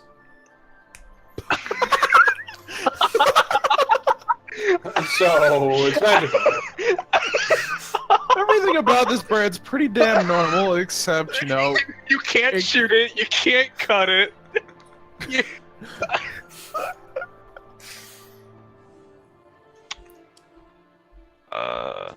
So what's up? We in business or Jesus, I do not think you participate tonight.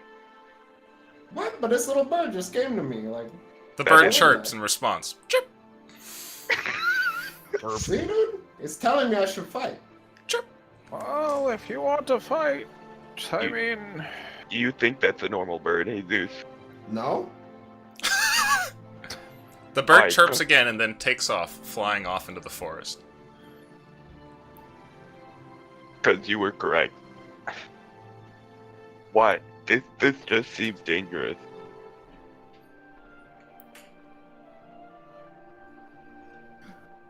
Like, Sec, are you willing to be sacrificed to the forest spirits? Because that's what's gonna happen. It's a fight to the death, baby bot. So am I willing to die? Yes. Am I willing to fight? Also, yes. But it's probably gonna be with some like magical shit, you know? You know, I'm okay with him doing the fight. It's more so I just don't want to stay here myself any longer. I think the options right now are we all stay in the city for tonight, or we all leave. Well, we also have the option, I mean, he could try and catch up to us.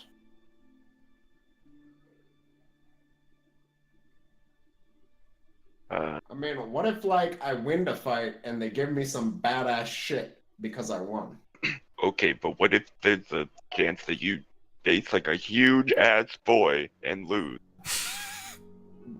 Baby bot. I squat down so I can look him in the eye. I am a huge ass boy. How many feet are you? It's like 7 or 8 feet 8'6", tall. dude. You're Yeah. 8'6"? Affirming height. He's a big Goliath boy. Full strength. You have to give it to him. He is a big boy. Yeah, he is big boy. Less worried about you fighting, more worried about us staying in town for another day. You weren't there to experience it, but the guy that was looking for us for the chalk said something about sacrifice and need the chalk to stay alive. And now he Oh, is is that what that's missing. for? Well, I got Yeah. a piece of that, man. I don't give a fuck. Okay, I but don't! Draken and Jesse start sweating. the rest of the party, we don't want them to die, you know, nor do we want you to die in a death arena. That's fair. Okay, but let me pose this question to you then, okay? So, like, say that there are these forest spirits, right? Well, what if, hear me out on this one, they just decide to send, like, monsters and shit against us on the road?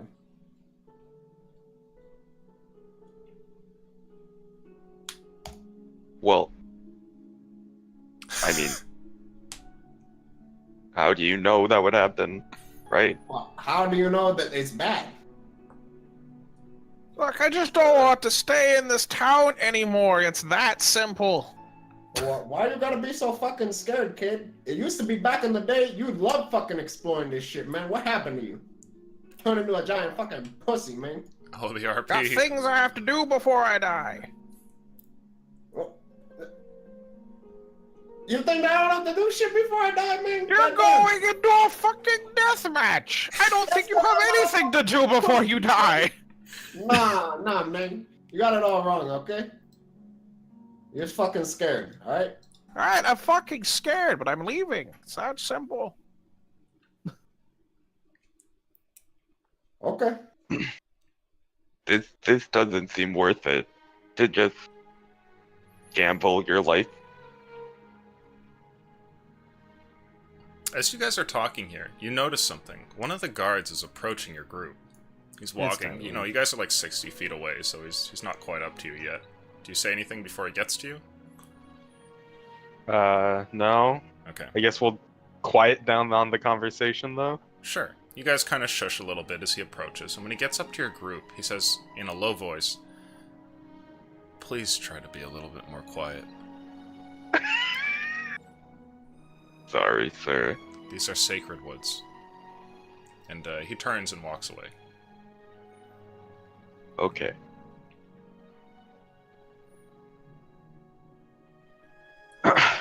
It seems, Jesus, that you are dead set on fighting in this place, no matter what we say, correct? I mean, I just wanna fucking check it out, man. I don't know why everybody's gotta be such a pussy about it. I don't think you are just checking it out. You will for sure almost die, and You Right. don't know that. You don't know that. We don't know anything. You're putting our lives on the line for your own amusement, for something you're going to get nothing out of. You don't know You that. have no reason to participate in, and you're You don't know asking that. us to stay. You don't know that. Fuck this. I'm leaving. Okay. All right. I'm not going You guys back Go on into the- ahead, and I'll just run for like 2 days and catch up to you. Okay. Now, you guys could find a place where you, like, dedicated Yeah. camp, and then have him meet you there.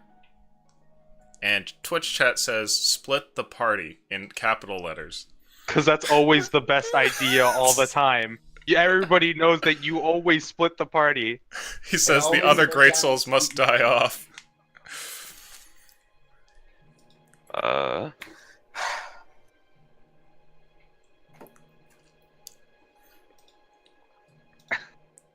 Was there any major landmarks that we passed? On the map, there is something called the Sunken Goth, which is just a bit off the road. And that's like 2 days away. Can I, like, jog up to the guards really quickly? Sure. Yeah, you go back over there, and one of them says, "Are you coming back in, outsider? It's best not to stay out here too long." Sorry, I was just wondering what is the Sunken Goth on the map here? Yeah, the elders say it's an old city, lost to time. A lot of ruins there. Is it dangerous? Well, we don't travel into the Sunken Goth, so I can't tell you what's in there. Alright, thank you very much. Maybe I'll be back. He gives you a nod. Hustle back. Alright, so, go to these ruins over here. 2 days away, but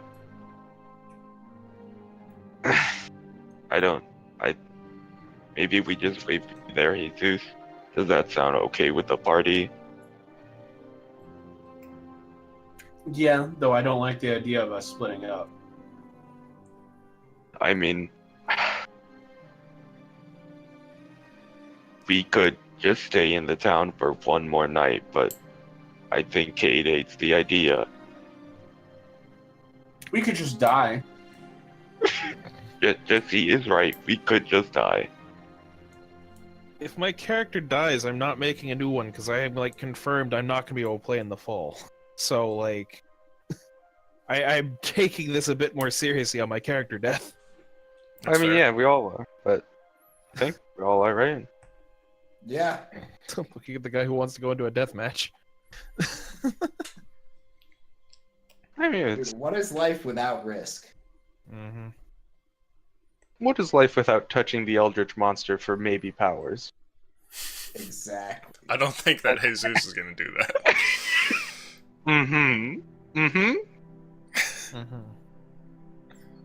We're like in the same situation, but a little more controlled.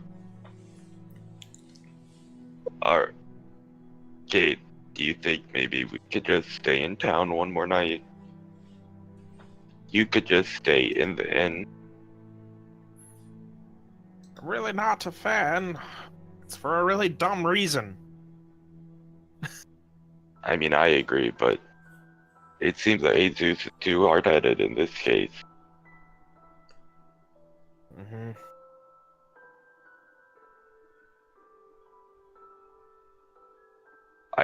I'd also rather leave town, but traveling in these woods seems safer with everybody, as well as not splitting up.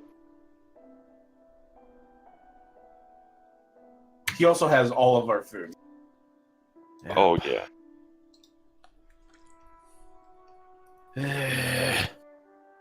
How Fine. about, could you be more mindful in future endeavors, Jesus? Well, I walked Okay. away. Dies to this, I'm going to be fairly upset. When did you walk away? I don't remember you saying that. I mean, there was like a distinct point where the conversation ended. Oh, the well, you conversation. gotta was- let me know that you're walking away. I think Oh, my bad. Yeah. I, So what- I was pretty sure we said like something along the lines of when I was talking to Jacob, and it was like, I'm just leaving. And then, like, okay, I'll meet you guys down the road. Well, we're just continuing. I mean, we're still debating, I think. Yeah, I think you guys are still kind of grouped up there. Uh, Are you still in the conversation, or did you decide to leave? well, Lucian just said that I was. Yeah, I think that you guys would still be together, given that that was missed. I don't want to retroactively, because that would change a whole bunch of the talk. Jesus, do you think you could be more mindful in future situations? I mean, We are traveling as a No, group here. I'm not mindful, so maybe. Okay, I think that's a good place to go to a brief 5-10 minute break. We'll be back in a few, folks. You're gonna die for sure. Well, no, I don't think for sure. There's like a 50. I'd say there's like 115% chance Jesus is just gonna die, and then we're just gonna like casually leave or something. It's like either he dies or he doesn't die, but either case, like we're staying in fucking town where some spooky fucking shit's happening, just so he can go and die. That's what's gonna happen. I'm not a fan of that. You don't know that. Well, you could also I ask, don't like, know that. You're right, but okay, I know if I jump off, I don't know if I'm gonna die if I jump off this cliff. There's a good chance I'm gonna die. Probably like a 99, but there's like a chance for a miracle I won't. Like, I don't know. Well, you Doesn't shouldn't mean go I should jumping make off bad cliffs. decisions. But what if there's a bunch of pillows at the bottom of the cliff next to a bunch of treasure chests? Yes, think we but have you the still same jump off the conversation fucking cliff. Touch the Eldritch God. No, the difference between the Eldritch God and this one is that he was giving like he killed his own character.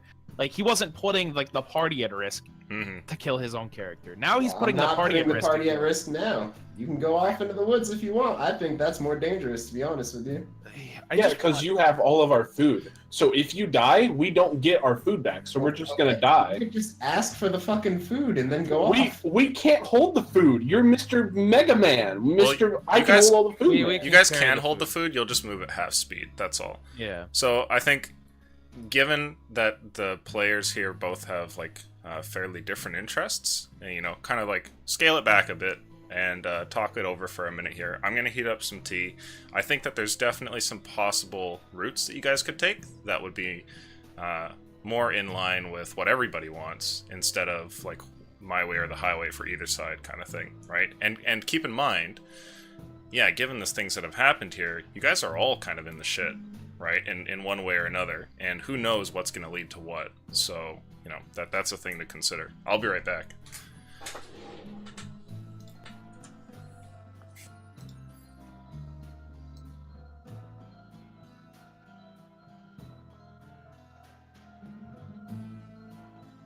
It seems like this battle is gonna be happening no matter what, right?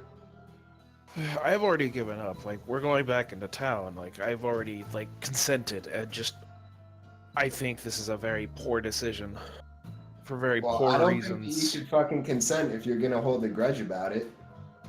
I'm only gonna hold. Okay, what? I continue to fight this out, and nothing happens. Like No, you're not just go changing off your down opinion on the road. matter. You've already stated like this is happening. So either I split the party or I don't split the party. Like I am choosing not to split the party in this moment. Like, I do think you'll probably get like, I think you'll be rather safe if you just stay in the inn, lock the door, right? I think maybe you get some spooky dreams, right? And you'll get like maybe a luck roll and some spooky shit happens, but that's like super table talky and metagamey, to be honest. See, but like no, I've thought of that, but it's just like I don't think that that's super safe because this is like an entire town is like in on this kind of shit. Who's holding all of our gold? Is it Jesse right now? Yeah, I have it. Okay. Are you holding anything of value to the party, Jesus?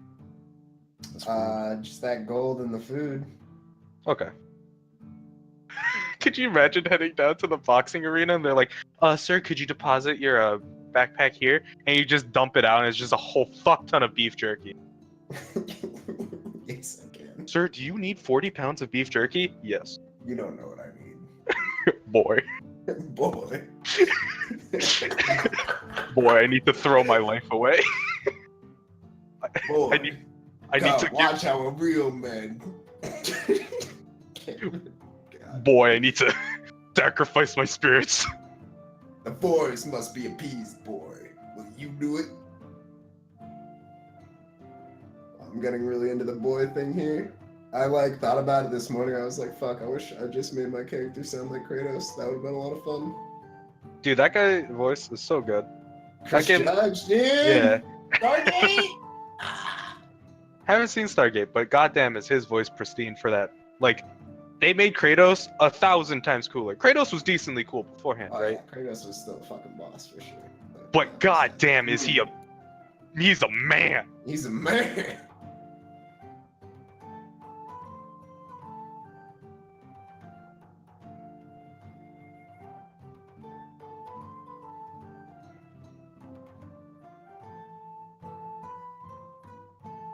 Mm.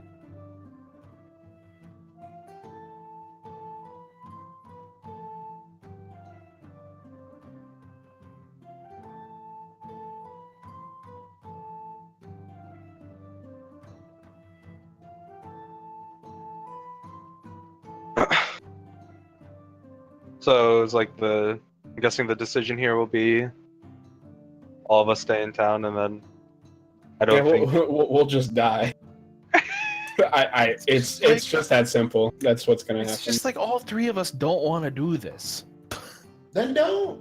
I don't think it'll be like rocks fall we die, right, guys? Like No, at I least don't it'll be think that, it'll but, be like, a like cool experience. Don't like let's try to not think of it as in like XD we die, and I like right, guys. That's kind of like a sour way to think of it, and I get it. Like it's unfun to think of the other way of like throw our lives at anything to just remake, right? That's kind of bad too. But I think the situation is fine, and I think it's not going to be like sure. Like I think Balling's life is going to be in danger, but I don't think we're going to be realistically like rocks fall we die. I don't think that's going to happen. Mhm. I think some spooky shit's going to happen. I mean, my mind's already a little fucked because of the forest. His mind's a little fucked because of the forest. One of our minds might get more fucked by the forest, but I don't think it's going to be like. I think we can definitely still play with. It'll be a good experience and it'll be fun, right?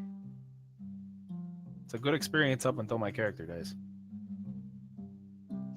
Like yeah, So, like, I mean, do what you feel is best for your character to not die.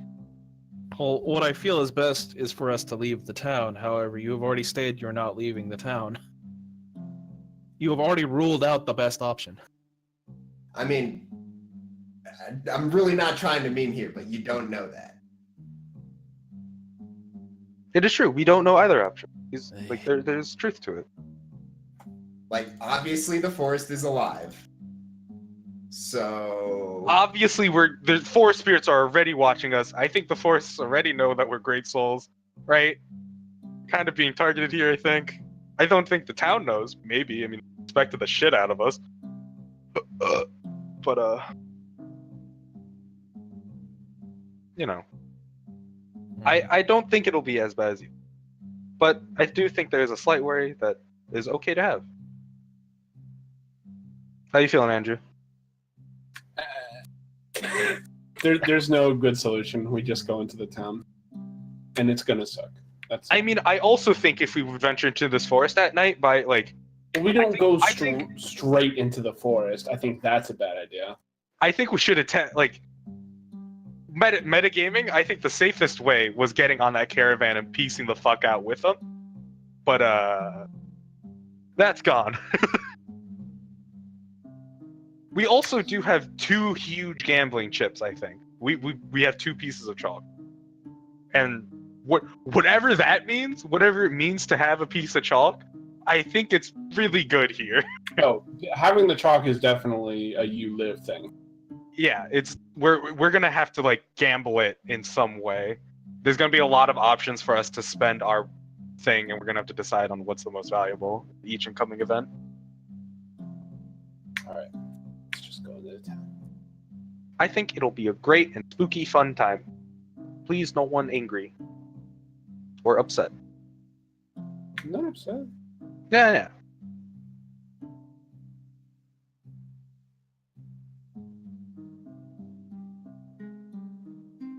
Okay, I really need a piss though. I'll be right back.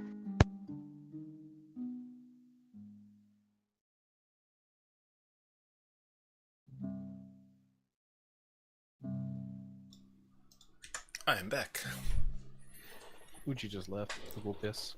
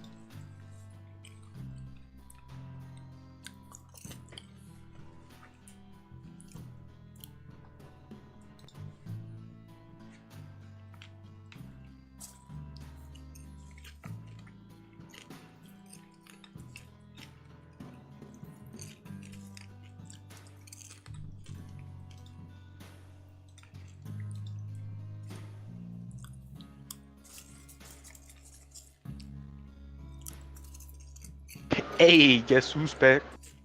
Back again. Tell your Everybody friends. here? Mm-hmm. I think. Sounds about right. We ready to go? Seems so. Alrighty.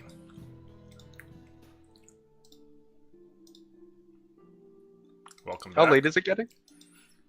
It is. You guys woke up in the morning, went and looked at the thing. You know, it's maybe late morning, early afternoon. I would like to share with you a small tidbit from chat. One person writes, Draken, we should leave. There is no reason for us to stay here. Jesus, an intellectual. I want to fight to the death for no reason other than glory. Chat then says, I for one fully support the group's decision to stay. Well, that guy wants us to die.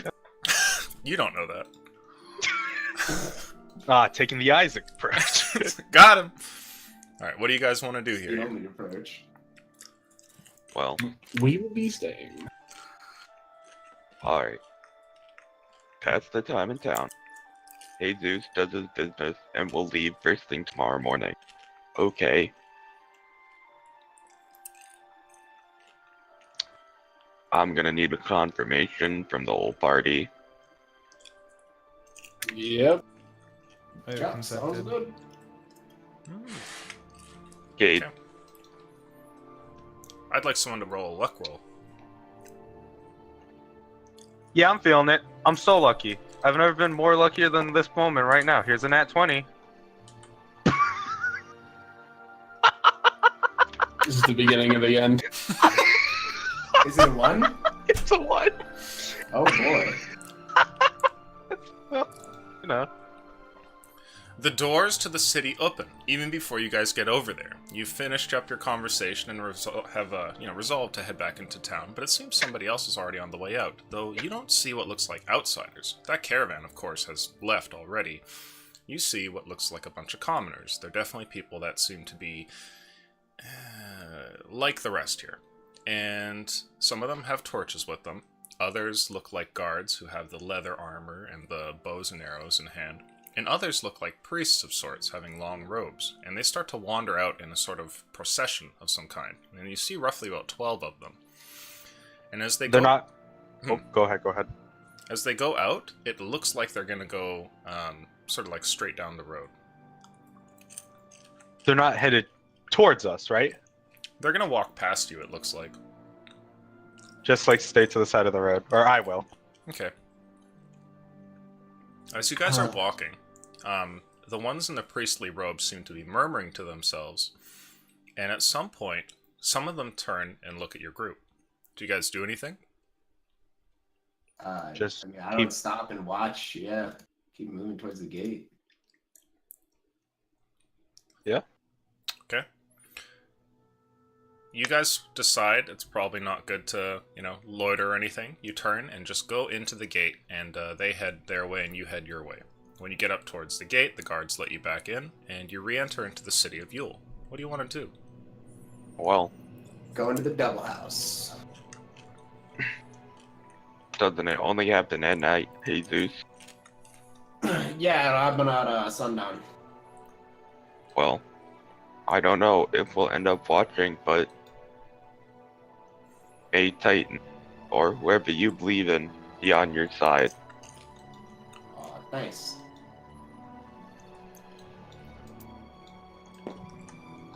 Are you all going to this house? I'm gonna walk around the city. Okay. I'll go with him. I'm not going to go with Balder's character. I'll follow BP. Okay. So is it 2-2? Is Jesse going with Jesus? No, I'm following BP. That's it.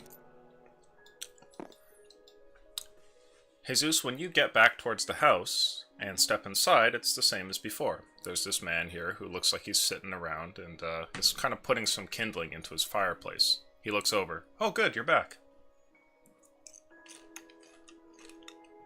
Mm-hmm. I would like to fight in the arena. That's good news. Well, let's get everything sorted out then. Let's see. I'm gonna go and speak to a few people and see if we can organize things for tonight. Would you mind just waiting here for a while? Nope. You got anything to drink around here? Sure. Yeah, I have some mead if you want to. No. Water. Oh. Yeah, there's a water barrel just back there. And he kind of walks over and grabs his coat from a little hanger by the door. I'll be back in just a few minutes, okay? Make yourself comfortable. Thanks. He turns and goes to leave, heading out the door, and you're left in this odd sort of living room area. What do you want to do? Just kind of hang around? Yeah. Okay. The room is pleasant. There's a nice little fire crackling, the sound of people walking outside. You go ahead and get a mug from the table nearby and have a cup of cold water. And meanwhile, the rest of the group is wandering around. Are you guys looking for anything in particular? If there's any monuments around the city, if there's a marketplace, I guess that'd be a big one. There is a marketplace, and towards the center of town, there is a large sort of open plaza area, where all of the dirt roads seem to meet in this large, flattened out area. And there's a couple of stalls with people selling what looks like little street foods and things like that, and little shops nearby. You see another tavern, another little general store, that kind of thing. The clang of a blacksmith. By street foods, is it like one of those super cultural specific to Uul foods? Is it like leaves on a stick? No, it's not leaves on a stick. You see what looks like a couple of strange sort of greens that seem to skirt the line between fruit and leaf, and you also see what looks like a lot of meat dishes that are being sold. Like 90% of it is different meats.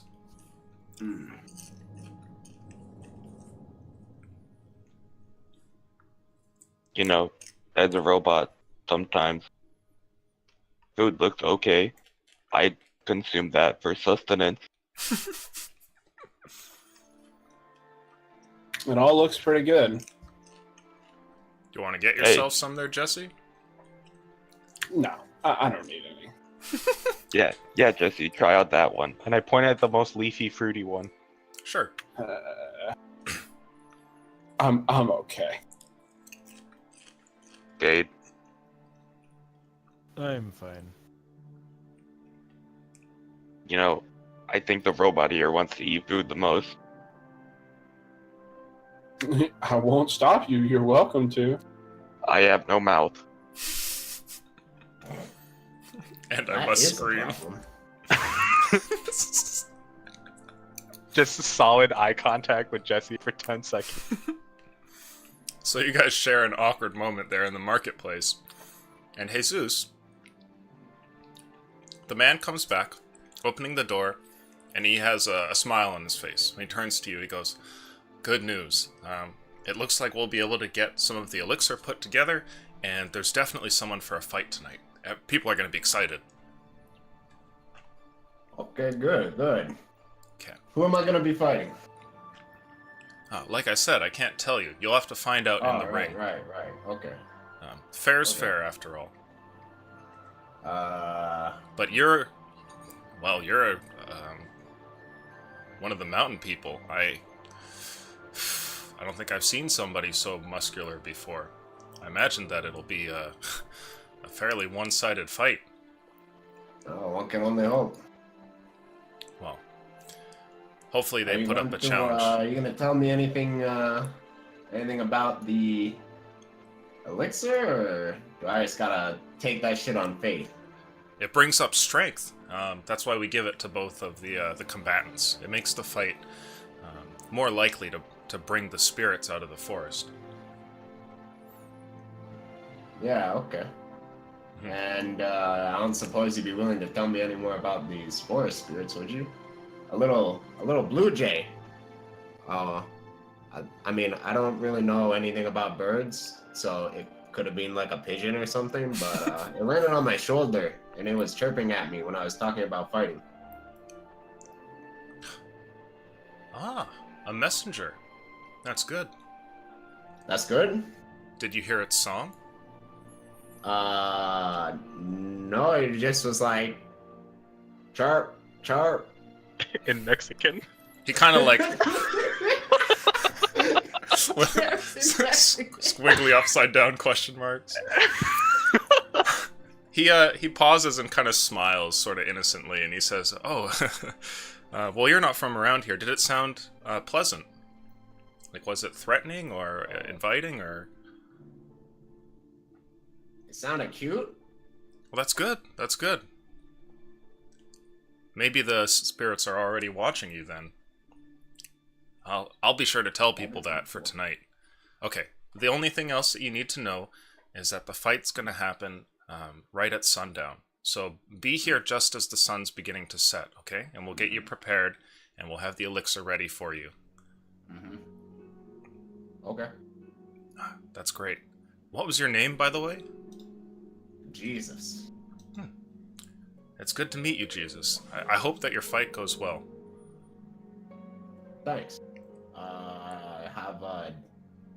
What am I supposed to do until the fight? Well, you could just spend time in town, maybe get something to eat or look at the different shops. You said you've only been here for maybe a day, right? That's a good point. Okay, yeah, I'll do that. Thanks. He gives you a sort of like, a pat on the back and goes back to his table there as you head out. Now, as you're leaving, where are you going to? Just wandering around town? Yeah, I'll go check out the old,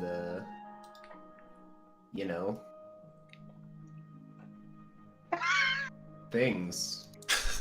So you guys are over here trying to peer pressure Jesse into eating some weird fruit that you've never seen before.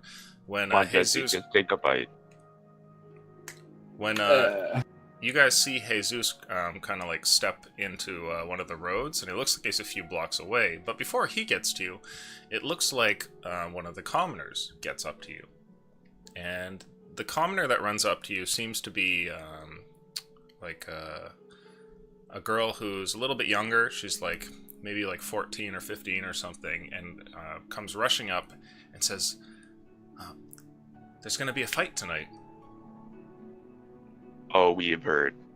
Good. Okay, you're going to be there then. Now, is it dangerous to watch? No. Why would it be Okay. dangerous? And she kind of like giggles to herself and then turns and runs away. I hate You know. this town. I think it might be the safest to actually watch the fight. The fight to the death is actually safe to watch. Where are we? Jesus, you see the rest of your group and walk up to them. It looks like they're having a sort of strange talk here at the center of town. Hey, what y'all doing? Just heard that you signed up for a fight. Yeah. Pretty sweet, huh?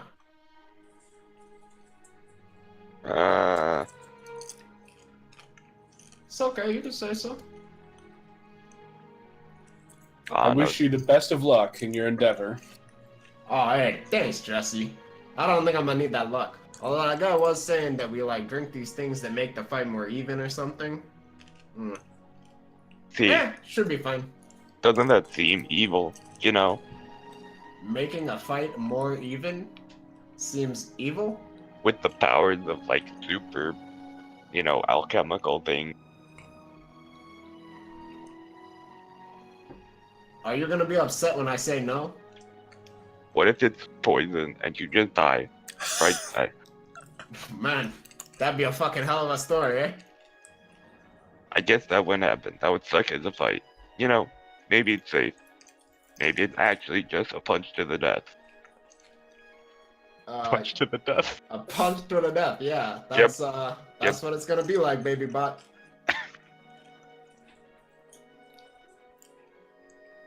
Well, we're just killing time. There is really nothing to do here, so I guess it's nice that you are gonna murder someone tonight. I knew you'd come around, baby bot. Well, I still think you I pat should him on do the it. silly trash can head. Yeah. Don't worry about that. Let's get something to eat, huh?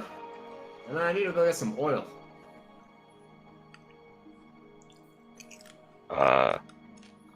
Well, you can eat those berries right there. And I point down to the leaf. Wait, is there just like berries growing in the middle of town? No, but there's a little stall nearby selling them. Oh, yeah, okay, sure. I walk over to the stall. Hey, how much for these berries? Oh, it's 2 copper for a bushel. How much is a bushel? He shows you it's like a small handful, basically. Oh, okay. Can you break down a gold? Oh, sure. He takes the gold piece and hands you a bunch of change and gives you one of the little bushels of fruit here. Looking at like all the prices around, how much is the other foods, like all the meat dishes? They're pretty cheap. They're just like a few copper pieces each. How many copper did you say it was? 2? Yes. Maybe it's a good idea to eat here. It's all super cheap. Yeah, I'm seeing that. I agree. Let's That's a good deal. let me get my fucking grub on, huh? Jesse, Kate, I can't eat. You guys can, BP wants to live through you vicariously. please eat. Yeah, sure. Let's go to the meat dishes. Go over there. Okay. Okay, you walk up to one of the stalls and can see these different, like, smoked meats hanging from these little racks here, as somebody has a little fire behind him getting more ready. Hello. Hey, outsiders. Feeling hungry today, are ya? I can't eat, Oh, but these guys can. sure. Would you guys like to buy something? What do you have here, shopkeep? Well, it's 4 copper for any of these, and the larger cuts are 6. How much is like the larger cut? Are we talking like a pound of meat?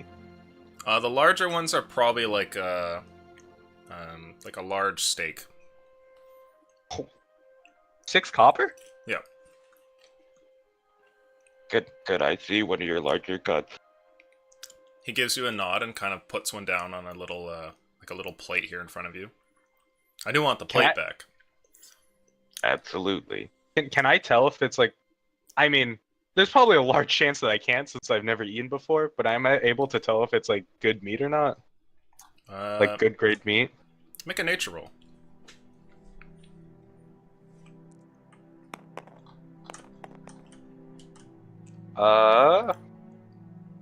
17. It doesn't seem like there's anything wrong with it.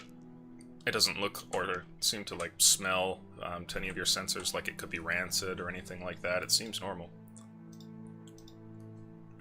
You know, there's some good deals here, shopkeep. Well, thank you. What kind of meat is it, or animal? Oh, this? That was a buck that I caught a little while back. You know, Sure, I'll buy it. When you hand over the copper, he pushes the piece over to you, and he goes, "You want me to wrap it up, or just want it like that?" Well, I'm gonna eat it now, so you can just leave it unwrapped. That's fine. Sure. Yeah, here. And he puts it on a plate and slides it over to you. I'll take bites out of it. It's really good. you want. Hell yeah. It's just a huge slab of well-cooked and seasoned meat. I give him a reaffirming, it's really good. That's How do good. I, I'm glad you like it. How do my berries look? Should I be switching over? Have you eaten any yet? I'll try one. Sure. The berries are interesting. They start off being very sort of bitter, like your mouth sort of puckers for a second, almost like a sourness, and then it sort of mellows out into something sweet. But it's really hard to put your finger on what it tastes like. It's like, is that an apple? Blueberry? I don't really know. Never mind, that sounds pretty good. I'll just eat my berries. Sure. Well, if you guys want any more, you know, I'm here almost every day. Did you hear, by the way? There's going to be a fight tonight. Oh, we heard all right. You guys going to go? I bet nothing like that happens outside of town. Outsiders always seem to be so... Well, I don't mean to be rude, but boring. What? No. Fights happen all the time. Oh. I didn't know the other cities did that. Maybe not like yours. He gives you a smile. Well, maybe I'll see you there. I'm definitely going. Oh, I'll see you there. He kind of looks to Draken and Jesse after that.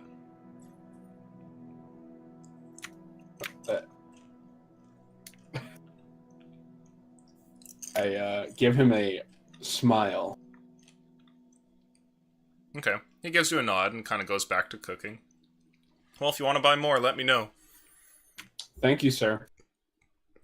Is there a weapon shop? Mm-hmm. I'd like to buy some armor, actually. Sure. You guys find there's a blacksmith nearby. And when you approach, you step inside.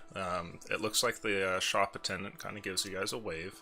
And you see that there's a pretty good set of very select weapons here. It's not like the shops you find in town where there's sort of a little bit of everything. For instance, you don't see a single straight sword. There's no short swords, there's no long swords. All of the bladed weapons are kind of done up in like a sickle, like a little half moon.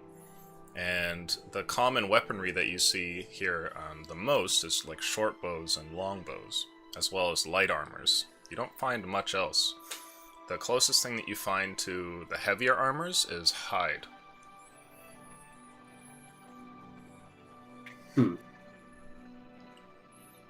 But you can see like leather, studded leather, hide armor, you know, long bow, short bow, sickles, that kind of thing. That's pretty common.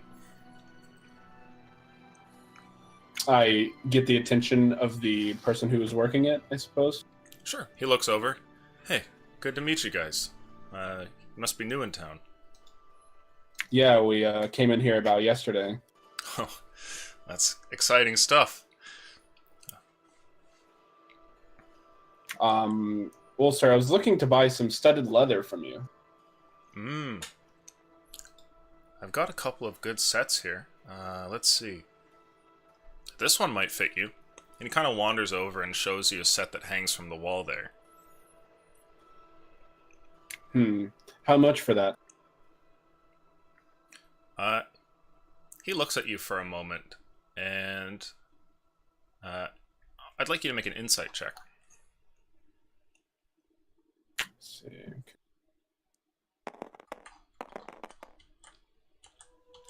It is a 15.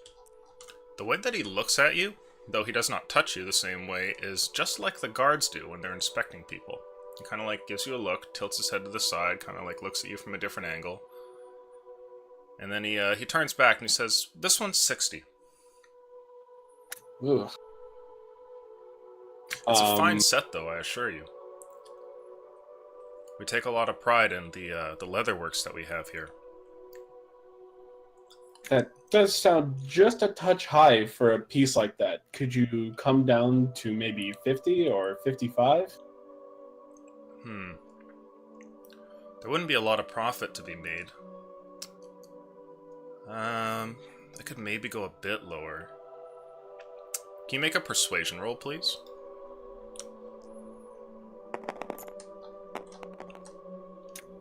Oh my god. Is that up? Let me see. Persuasion. Nope, that's just a 13. Okay. He says, "Well, I could go maybe 60? Same price. Oh, sorry, no, sorry. I thought I had told you 65 at first. He goes down to your 55 that you mentioned. He says, I could go maybe 55. But anything lower than that, and I wouldn't be making any money. Sorry. Okay, that sounds like a deal. You got it. That's great. While he's kind of grabbing the armor off of the rack and everything, he continues chatting with you and goes, "So are you a hunter, or, you know, just traveling around?" I'm traveling here with my group. I suppose you could call it I am being a rogue. Oh, what do you mean? Nothing like you might imagine. I don't do anything super out of the ordinary. I just am capable of wielding a bow, and I'm sort of helpful. I don't do too much, though. Well, that seems weird. You outsiders always talk so strange. What do you mean? Well, you wield a bow, but you don't really do anything, and you're a rogue, but you're not? I don't really know what you mean. I could be quick on my feet if I needed to be. Well, that's good quality to have. He goes and, you know, he's packing up your armor there and motions for you to hand him the gold. Do you give him the 55?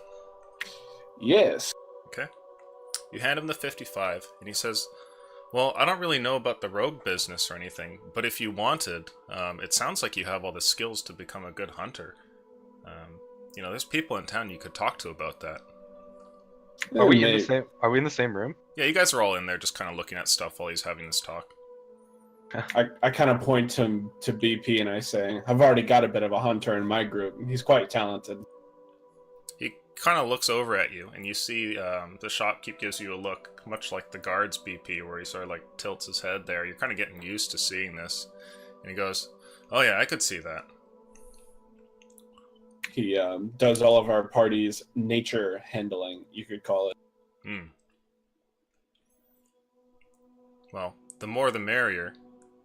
I sense that you're not really into it, though. Not really my kind of thing. Alright, well, I hope the armor keeps you safe. Here you go. Thank you so much. Have a good one. He gives you a nod and a smile. Could I walk up to him really quick? Sure.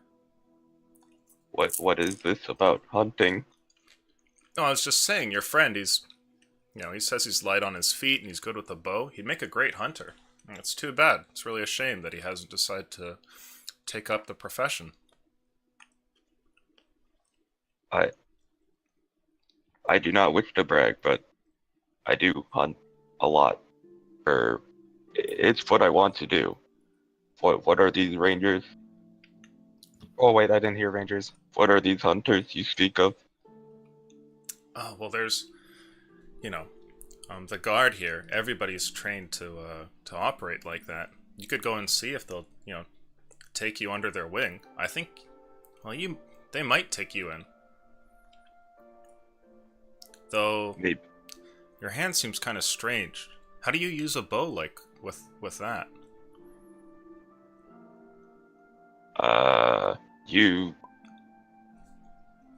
Have you seen the technology from the south or east? He shakes his head. No, I don't travel. It's custom made. from the cities, it all works out. A lot of many mechanics are involved. I don't know what those are, but it's still good that you can hunt. It's a good way to bring honor to your family. If only my family agreed, but I do thank you. They don't like you hunting? Anyone here would be happy to have a hunter in their family. Yeah, my father would rather prefer me in the books, but that's why I'm here. Well, we'll see. That's strange. Well, Different cities, right? I guess so. He gives you a nod. Well, if you need anything, just let me know. I have plenty of supplies. If you ever need extra arrows or anything, I've got tons. Thank you. Thank you. He gives you a nod. Are you guys stepping outside? Yeah. Okay. You know, this place isn't the worst. Now that we talk to people, right? They seem normal. Well, a little normal. Maybe the death pit, just part of everyday life. Yeah, but we still don't know about the you-know-what. Yeah, that's a little, good that we have two.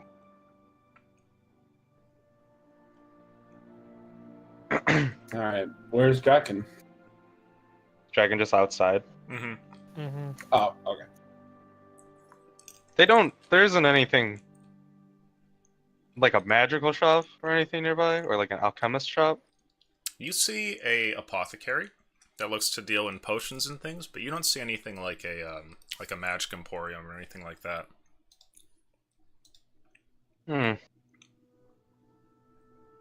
Well, I wonder if there's anyone here we could ask about that ritual we found in that cave that time ago.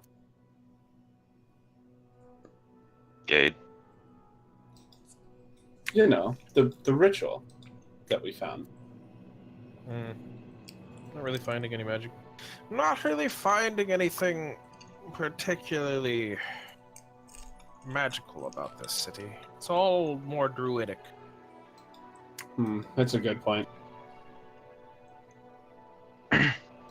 So, do we just... I mean... There's so much more day left, yet I do not know what to do. Do you guys just want to mingle and look around and see what you can find? Are there any whorehouses? Want to fuck a deer? There's no whorehouses. Oh, is there a deer whorehouse?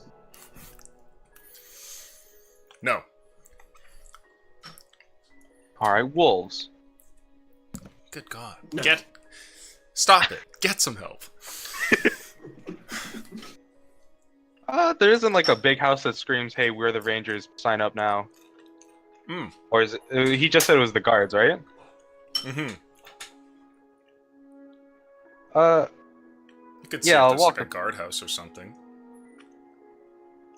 Yeah, I'll see if there's a guardhouse, or I'll Okay. ask a guard if there's one. Sure. You wander around and find a nearby guard who's wandering through the marketplace with you guys. And when you pull him over and ask him, he gives you directions and saying you can't miss it. It's one of the largest buildings in town, and it's by one of the walls. Do you What guys time of wanna day is go it? and- I'd say it's afternoon now. Yeah, this'll burn. Let's go there. Okay. You guys head off and find this thing. It's like a really large lodge, kind of, like a big longhouse that's up next to the wall. And there isn't any sign or anything on it, but you can see what looks like a few guards standing outside of it. I'll walk up to him. Sure. Hello. They give you a nod. Did you need anything? I hear this is where all the rangers for hunters are. He nods. So, is it just everybody? Sorry, I like to call myself a hunter as well. And, I don't know, maybe looking for more experience or more information about beasts near here. I don't mean to be mean, but I can't imagine you being very good at hunting with all the noise you make moving around. I'm quite good at lying still, and a good shot. Well, if your aim is true, you could certainly go and speak with the captain. He might be willing to show you a thing or two. I'll be right back. Do you guys take outsiders? Is this an issue, or happily welcome? Well, it's our policy not to take any outsiders, but there is a way to become one of us instead of being an outsider. And at that point, the guard would be happy to give you a chance to try and learn. Oh, I understand. Thank you. Maybe I will conversate with the captain at some point. Come here for a second. I walk closer. He kind of does that same thing where he grabs a hold of you and looks around and he goes, Yeah, they might take you. What seemed to validate that? You have the look. May I question what the look is, or? You know it when you see it. I understand. Thank you. He gives you a nod. Later, outsiders. If you need anything, we'll be here. Yo, that man just hit Uchi with that. I'll tell you when you're older. They said I could probably become a hunter, but I'd have to inaugurate myself somehow, and that seems, not my speed, not my tempo, not Yeah, my I feel fucking tempo.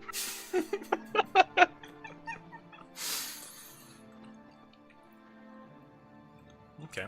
It's getting later in the day. You guys could definitely do more around town if you want.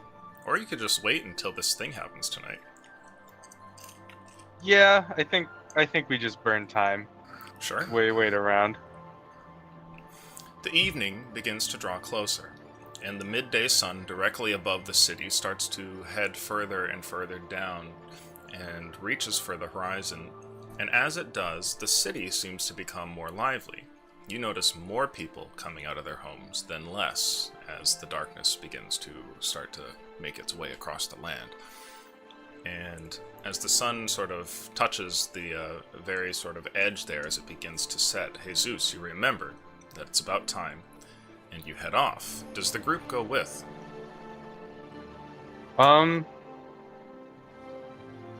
Jesse, will you be watching? If you guys are watching, I suppose I have no choice. I do think there's a choice. You could definitely just sit out and stay at an inn again. That seems to be safe as well.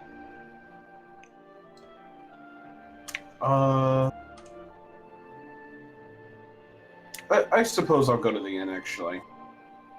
I do not mean to persuade you, but I kind of want to watch. Draken, what will you be doing?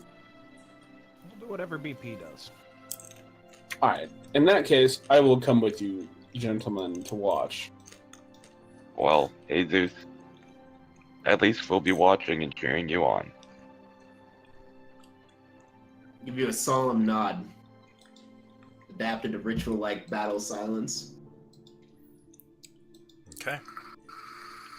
When you guys approach, getting towards this double building over by one of the gates, you notice there's quite a few people around. A lot of them have torches out, and they're chatting in the streets. And there's an excitement. People are all, it's like there's a big event coming up, and everyone's looking forward to it, almost like a fair is about to happen or something. And as you guys head over for the main door and step inside, you find that this little living room area is not empty. In fact, there's like maybe a dozen people sort of crowding the whole thing. And people look over towards you all as you step in and go, "Oh, welcome, welcome. Hey, outsiders. Hey." Hello. And somebody approaches the group and kind of cuts them off and goes, "You're back. And you see the man from before there, Jesus. I nod. Good. Well, you guys are here to watch, right? Yep. Perfect. Okay. I'll be back to collect your fees, but I'm going to take your friend here first and talk about a few things. Well, that is good to hear. Before you leave, Jesus. Yeah, I'll give you all 33 of my rations, 50 feet of rope. Alright, I can't carry the rope, dog. rations. Somebody start a Alright. note. Well, they're going all into 34 the tank, I rations, believe. 50 feet of rope, 6 gold, 9 silver, 8 copper. Alright, I'll take in the go. The rope's going on the floor or to somebody else. I'll take the rope and just be really slow.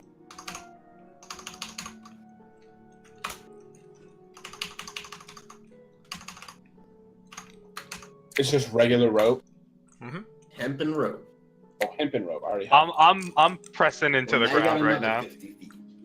Or no, the suspensions in my legs are just like. Ah, yes. 15 pounds overweight. Perfect. Ah, yes.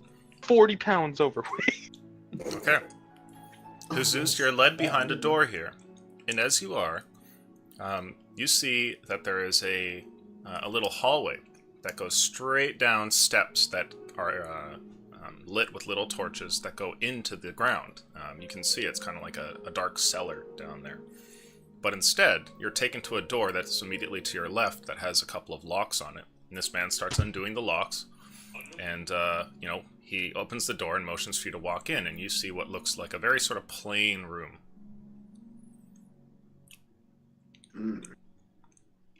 The only thing in it is what appears to be an altar at the back end of the room, which has a couple of little miscellaneous objects on it. Okay. Now, as you step inside here, he comes in with you. He says, well, we've already got the other ready, and might as well get you going here. You're an outsider, so you don't know how any of this works, so just follow my instructions and we'll be done in just a moment, okay? Alright. He goes over and grabs something from the table, and he says, here, drink this. And he hands you what looks to be a large chalice that has a sort of, like a greenish-bluish liquid in it. I drink it. Okay? The drink is saccharin, like it's too sweet, but you manage to kind of force through it and drink the whole thing. It's roughly about a cup worth, and it's kind of syrupy. And Did I just chug a fantasy monster? it's distilled. It's like a bunch of Red Bulls put on the low boil for an hour, you know? Oh my god. Ugh. It's fucking disgusting. Savage. Can you describe a worse fucking drink? Dude, After what are that- you talking about? That's heaven in a cup. You're wearing nothing other than just like your normal clothes, right? Like you've given the contents of your backpack away. If by normal clothes you mean armor, yes. Okay. So at that, he says, okay, you'll have to take the armor off. It's always fought. Safe? It's always fought barehanded. Yeah, no, it's always been this way. No, I mean, are you gonna take care of my armor? Oh, of course. I'll take care of anything that you don't want to take into the ring. And I think it goes without saying you can't take any weapons, of course. Of course, I don't carry any weapons.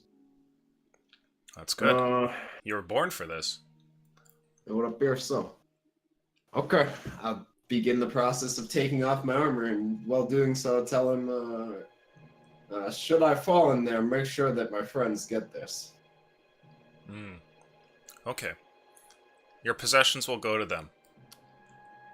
And he grabs a couple of other things when you're finished there and walks over, and he takes what looks to be like a small piece of red chalk, and he makes little markings on your arms and face with them. He says, okay, well, that's good. Do you feel it? Do I feel it? I would say no. You don't feel different at all, other than having just ingested something kind of weird. Nope. Okay. But if by it you mean, that tingling in my stomach that I get when I'm about to break a man's spine, then yeah, I'm feeling it. Okay. Well, that's good. This should start to kick in soon, but not too soon. Let's take you down to the ring then. You're all ready. You can meet who you're going to be up against. Sounds good. He opens the door there, and in just your plain common clothes, you guys go wandering down the steps, and eventually end up in what looks like a little diamond-shaped arena. And in that arena, you can see there's like a little chair at the back end that has somebody who's seated there, and he like looks up and sees you approaching. And he is likewise wearing nothing but like some pants and has these same sort of red markings on him. And he kind of just gives you a wave as you enter in. I'll nod towards him. The man following behind you says, well, this is your opponent. You guys are welcome to talk if you want, but otherwise just stay in your corner, and the fight will begin when it begins. This thing gonna kick in before the fight starts? It'll kick in right when it needs to. Okay. Alright, spirits guide you both. And he kind of gives like a bow towards both of you, and then goes wandering back up the steps.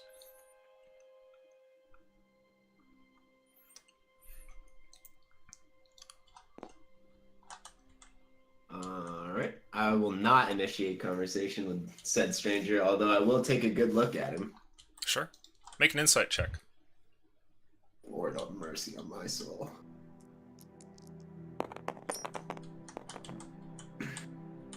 A 5. Okay. At first glance, he looks like a scrawny homeless man. He hasn't eaten much at all. His limbs are very sort of raggedy, spaghetti arms, that kind of thing. He's got a long sort of disheveled Santa Claus trash beard going on. That kind of thing. Dude, you're about to fucking kill a cripple. He's probably about to kill me. Now, meanwhile, you guys are in this other room, and eventually the guy comes back to you. He says, okay, your friend's all ready. It's just a silver piece to come and watch. Oh, I'll hand him 3 then. That's perfect. Okay. We're going to be letting people in soon. We just need to wait till the right time. So here, Okay. take this. And he gives you like a little piece of paper. You can see it's like a little ticket. And he gives one to each of you. And he says, and enjoy. Can we go get seats right now? No, everyone has to enter at the same time. Sorry. Oh, okay. You'll know when it's time. I'll come and call for you, okay? No problem. Yeah. So we're just like in this guy's living room? Yeah, and there's a bunch of other groups here that are kind of chit-chatting with each other and stuff. Is there like any guards here? I think that you would have seen some outside in the groups out there. Okay. Do you guys do anything? I'm just kind of waiting for it to start. This seems oddly... What's the word? Normal for this place? Oddly Yeah. mechanical. It doesn't... The guards are here. It just seems like a nice event for the city. You mean death is normal? Maybe for these guys. I think they're fighting for the nature spirit, so I think that's how they're justifying it. Yeah, I suppose. Now, meanwhile, down here in the ring, Jesus, I'd like you to make a wisdom roll, please. My neighbor, you know how much I love wisdom rolls. Great censorship there. A 10? Something starts to happen. You feel a warmth in your belly that begins to spread, and it starts to radiate and move throughout the rest of your torso, gradually to your arms and your legs as well.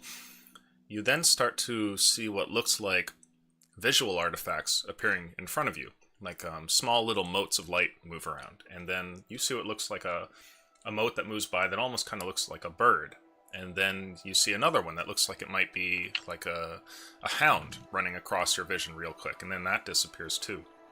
Something's going on.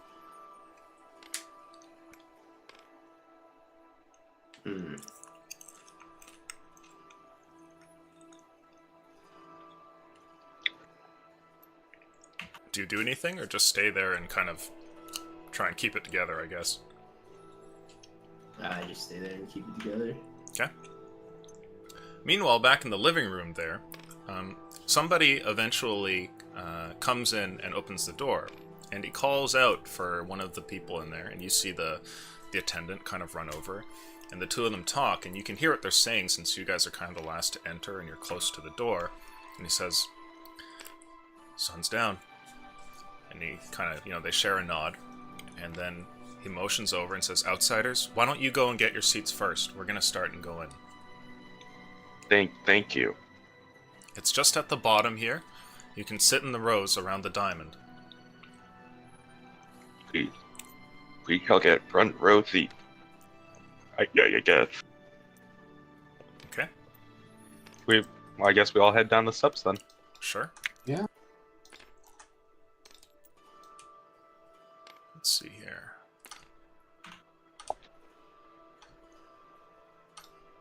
There are rows and rows of seats here around this little arena that you guys can place yourselves in if you wish. As we walk in, do we see Jesus and his opponent? No, you don't. Oh.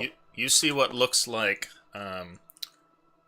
two bestial incarnates that look semi-humanoid, but clearly like something else. Like the moment that you open the door, it's like one of them appears kind of like a like the combination between like a bull and a man. Like it's like a minotaur on one side, and he's got more fur than he does bare skin. And the other one that you see there looks kind of like almost like a goat or a ram with like curled horns and just like rippling muscle and white fur and everything, like hooved feet, that kind of thing. And both of them are on either side of the of this little ring there, just kind of waiting there, doing nothing. Good fucking god. Which one are we closest to right now? You're closest to the one that looks like this large goat creature. Does it look vaguely Mexican? Make an insight check. Oh, Draken, are you going in? Yeah, I'll go with BP and do whatever he fucking does. 12. 12, okay.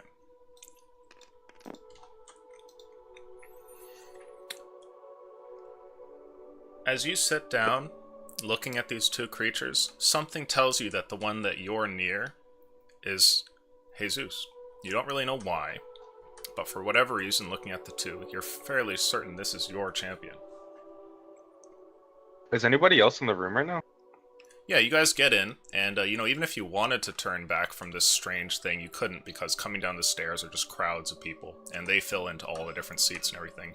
You see what looks like, adults, kids, guards members, everybody. Your second grade teacher's there. Yeah. Fuck yeah, Mom.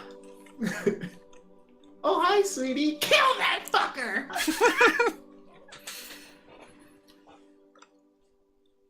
Can I? Oh no, never mind. I don't want to do that. Does anybody do anything?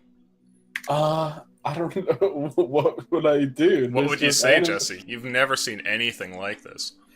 So, Is Jesus gonna be in this, or I believe that the creature we're sitting next to is Jesus. It kind of gives like a grunt, like it's breathing heavily, just. I look very concerned. I hope maybe this is the elixir they were talking about, or maybe this is the nature spirit. Gade, do you know anything on this? Because I have absolutely no idea. My studies are not in druidic magic. You ever heard of anything like this? Myth? Possibly. I'll make a book check. Sure. Nope. It's janked. Oh, janked. Could still be a 20. Oh, no. Close. So you look in the book and don't find anything, unfortunately, and people start to fill in all around the different seats. May I can I hunter's sense Jesus or whatever the goat is?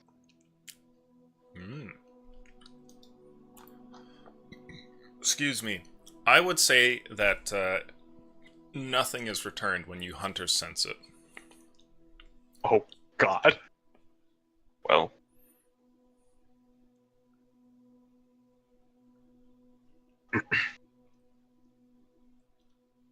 this. I'd say I've seen this before, right? At least we got that.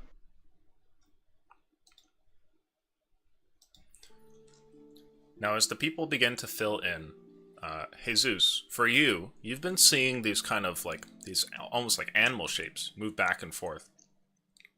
And as you watch them drift about, you also see what looks like more and more of them come in. And it looks like the room you're in is like filling with these different animal shapes, and they're all around you. It's kind of like you're in some sort of crater that's just lined with creatures that are watching you.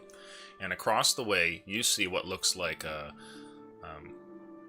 some sort of like bestial, like man creature that looks very sort of similar to a minotaur, but almost like more hairy and more base than it is man. And as you're looking at it, you feel like a hatred that begins to sort of rise up inside you out of nowhere.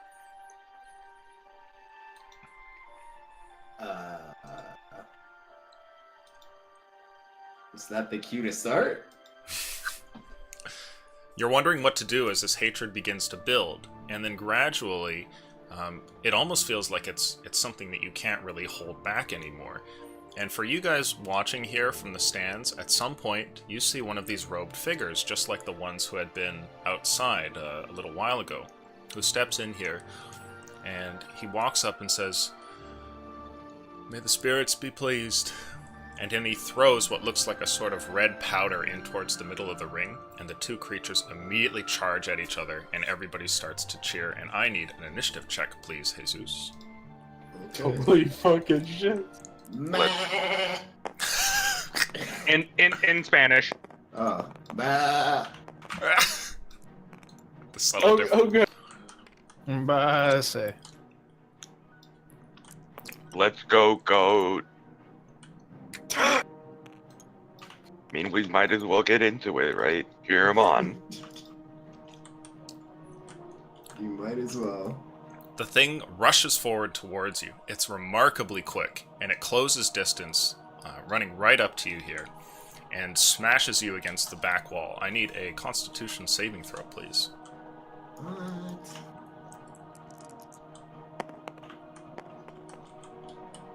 Nah. When you are struck by this thing, it goes to sort of ram against you, and as it does, you quickly brace yourself, getting ready for the impact, and you shrug the thing off almost like it's nothing, and the turn rolls around to you. What do you want to do? Is he still standing? Yes, he's just kind of like rammed into you here and kind of staggers back, and he's right in front of you. He's got his arms outstretched like he's ready to either gore you with his horns or grab a hold of you. Okay. I'm going to...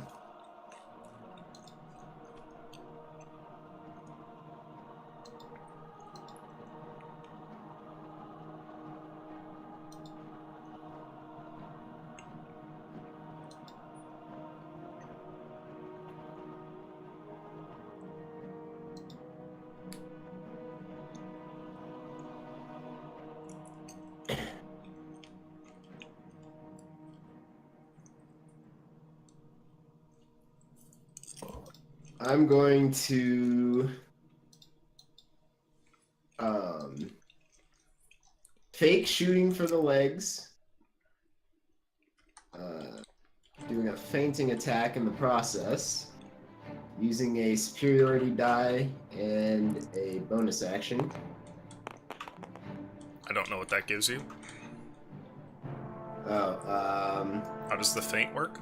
You use a superiority die and a bonus action. Choosing creature within 5 feet is my target. You have advantage on your next attack roll against that creature.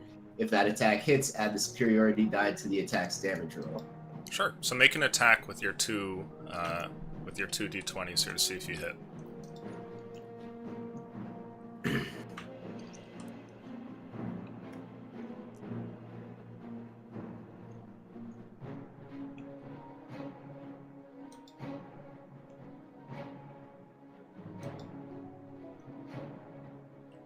Hold up 1 second.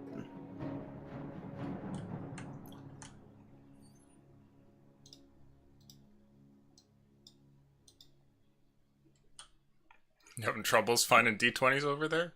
Nope. I'm just reading up on some stuff. So I'm actually now going to make.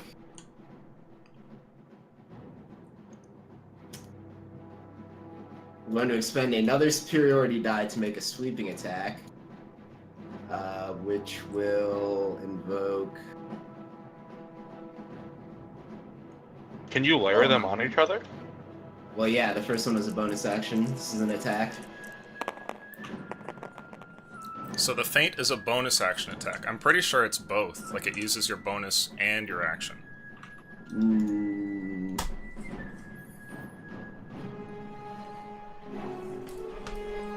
can expend 1 superiority die and use a bonus action on your turn to feint. It doesn't say that it uses the action. I'll give it a quick look here. Here we go. Fainting attack. On your next attack roll against the creature, so that would use your attack. Yeah. Oh, wait. No. Oh, yeah. Okay, I see what you mean. Maybe it would stack. I don't know. You can expend once.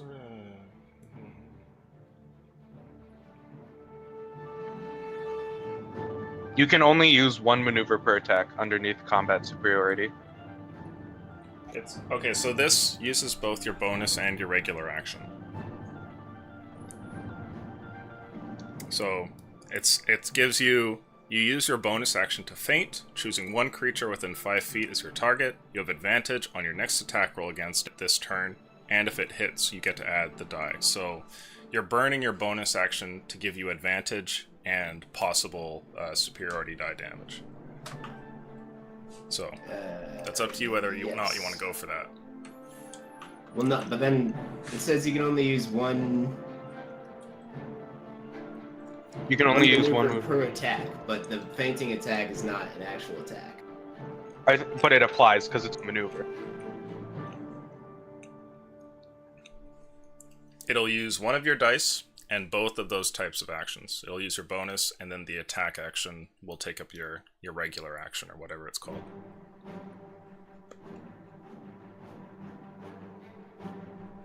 Why would it take up your... That's just how it works. No. I mean, why would it use a... I mean, if it uses a maneuver, but it's not an attack, right? No, it is an attack. It's an attack that uses a maneuver. Oh, okay, I get it. Alright, well then. Do I have any bonuses, or...? This would be like a regular strength. No, I mean like in this fucking weird concoction thing. Does it affect my stats at all? Your stats are base at the moment, but I can assure you that things aren't completely normal. Okay, yeah, I kinda got that. So does a 16 hit? 16 hits. So go ahead and roll damage.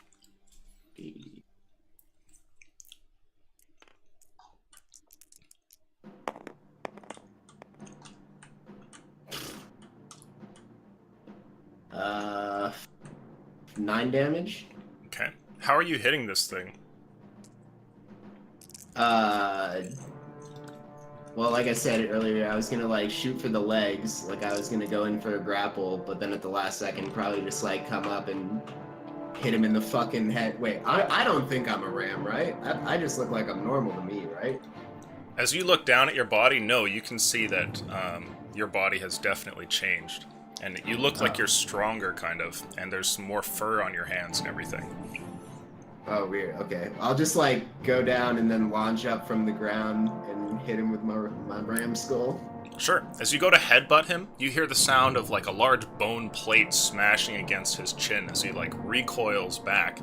And you realize that, like, the weight of your head feels different, like your form has changed. But regardless of how it's changed, you've delivered a heavy blow, and he kind of staggers away from you. Is that your turn?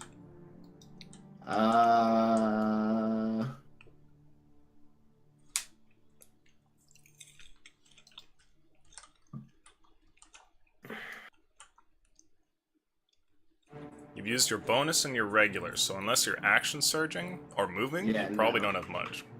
Nah, that's fine. That'll be my turn. Okay, roll initiative.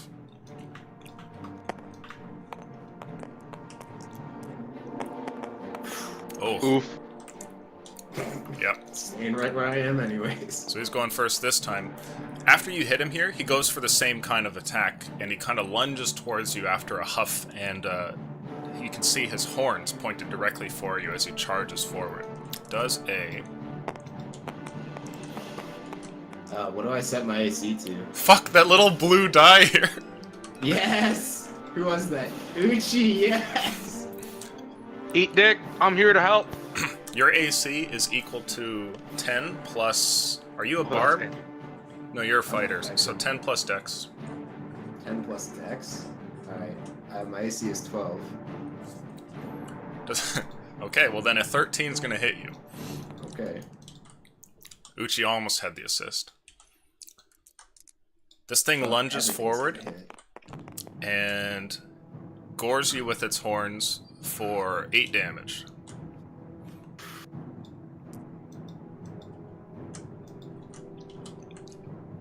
And next up is your turn here. And it seems like all the animal spirits are kind of moving around excitedly here. As for you guys, you see that these two creatures, as they like ram into each other, Baller has, in his ram form, struck up. And, well, actually, you're not really aware. Only BP has an inkling that one of them is is Jesus and the other one isn't. So you guys just see these things going at it. One of them's been stabbed in the chest by a horn. There's like blood pouring everywhere. Another one's just been hit across the face, and like the bottom of its jaw almost looks like it's gonna split in half. And there's elderly and children and everybody kind of like cheering them on. So, question. You have advantage on an attack on a bound or a prone figure, right? Yes. Would you also have advantage to grapple a prone figure? I would say maybe yes if they didn't have any wrestling experience. But if they were somebody who had, let's say, like a +5 or more in athletics, then they'd probably be okay, and they'd be able to, work the game from the ground. Okay. Now, before you make your move, after you've just been gored here, it is your turn. Jesse, BP, Draken, what are you doing as everyone, like, cheers on these things?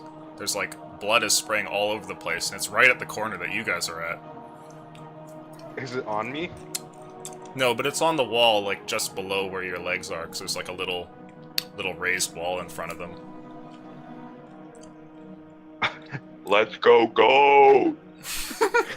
Go, go, go, go. Jesse, Draken? I am astonished to speak. You just can't say anything. You're like, there's literally like a 12-year-old boy next to you who's like standing up holding onto the side of the railing and like, he's got his fist in the air and he's like, yeah, kill him! Oh my god! How about you, Draken? Are people making bets anywhere? Are you okay, Draken? No, I'm fine. Okay, so you're just nothing, I guess. Are people don't have an making opinion. bets? No, it doesn't look like it. I didn't support coming here, therefore, Sure. Yeah, as you look around VP, you can see people who look like they're cheering on, and some of them look like they're taking sides, but you don't see like coin exchanging or anything like that, or hear people being like, 5 gold on that one. Okay. Okay. Now you could bring that up if you wanted. You could turn to somebody and do that. I'm gonna stay away. I'll just keep screaming, "Go, Go, go. Okay. Next up, it's your turn, Jesus. What do you want to do? You've just been stabbed in the chest. You can feel that you're bleeding, and it's painful, but it just makes you more mad. Like it's like a battle lust that kind of actually helps you fight. You know you're wounded, but it's something you can push to the back of your mind very easily.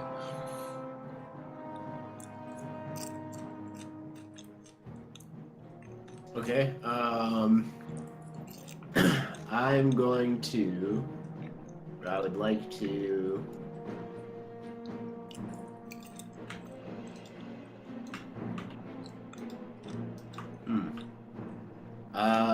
Let's go for a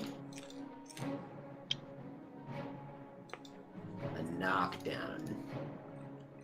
Sure. You gonna do like a... Are you gonna shove him? I'll probably use the maneuver. I'm just reading it real quick. Sure.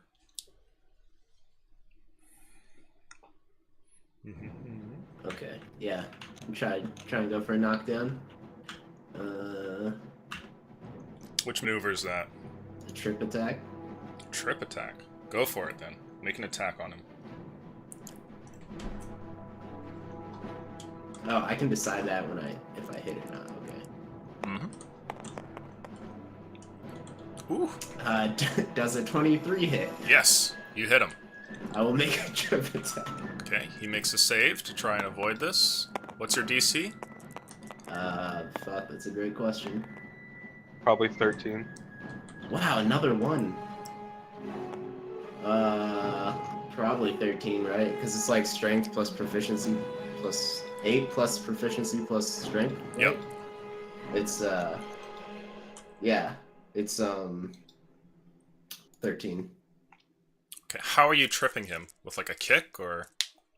Yeah, dude, I'll just send one fucking cloven hoof right into his fucking kneecap. Sure. As you do so, his knee bends backwards with a loud snap. And there's like a shattering noise that you guys hear that goes throughout the crowd. And like, Go! the boy next to you, Jesse, momentarily pauses and just like, he goes completely blank. And then he goes, yeah! He just starts like screaming at the top of his lungs. And, I rolled, 5 and 1, 8, 6, 9. 9 damage on 9 that damage. again. Okay. However, as he kind of falls to the side here, somehow he actually doesn't trip and fall prone. Mm. Is that your Alright. turn? Nah. Yeah. Okay. Go ahead and roll initiative. Oh, no, he's going first again, I think. No, maybe he's not. Oh, you got him. You're going first. What do you want to do? I'd like to attempt to grapple. Okay, go for it. Athletics. He rolls a... Oh, Oh, nat 20. That is not happening. Okay, you try to grapple him, and you're not sure how somebody with their kneecap reversed could possibly resist you, but he does. Alright, that's alright. Yeah, that's my turn. Okay. After that, he is going to make a heavy-fisted strike at you and try and just, like, smash your Adam's apple and break it inwards. Does a... Oh, fuck! No. No, it does not. Okay, he slips here, and as he goes to move forward, you can see the fact that he's been robbed of one of his legs here causes him to miss this, like, this big, easily telegraphed haymaker, and you kind of move to the side. Roll initiative again.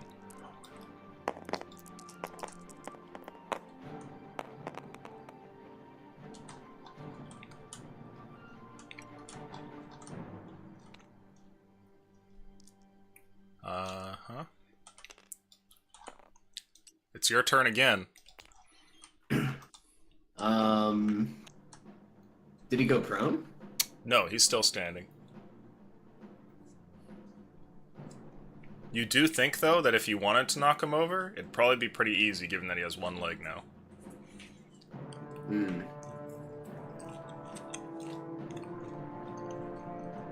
Yeah, we'll make an attack.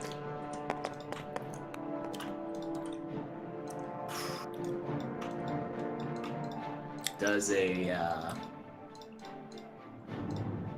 9 hit? A 9? Nope, you miss. Uh-huh.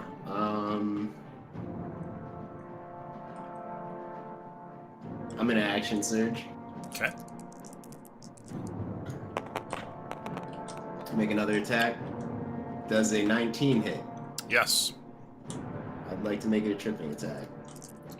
Okay. This fucking just slid, dude. What the fuck, D8s? That's my third one. That's the third one that I've rolled on this pink die. Uh-huh.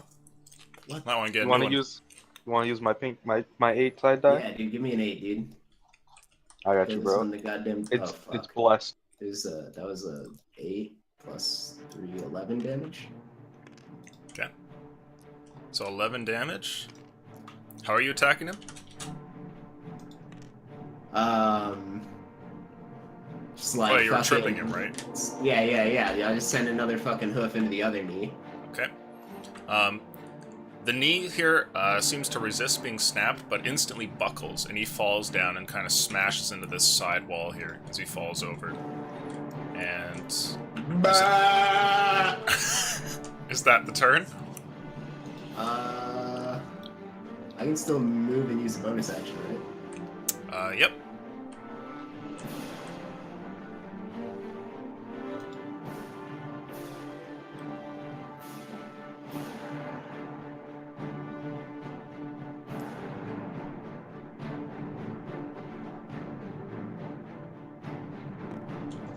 He will make an And I'd like to opportunity attack. He will? From Yep. the ground? Yep, at disadvantage. I did not know that's how the ground worked. Does a 15 hit you? Yes. Okay. He reaches out and goes to strike at you as you're leaving. And as you go to run away, his hand lunges forward, and he manages to kind of like grab a hold of this like gaping wound that you have on your chest. And some of his fingers reach in, and everyone in the crowd hears the sound of like rib cage breaking and snapping as he like pulls a huge chunk of flesh and some bone off that he's just like holding in his hand there. And you just have like an open chest cavity there where you can see like lungs pumping and everything. And you take 9 points of damage. Uh-huh. Holy shit! I'm gonna go ahead and use my mountain form. Okay. Of course. Holy fuck.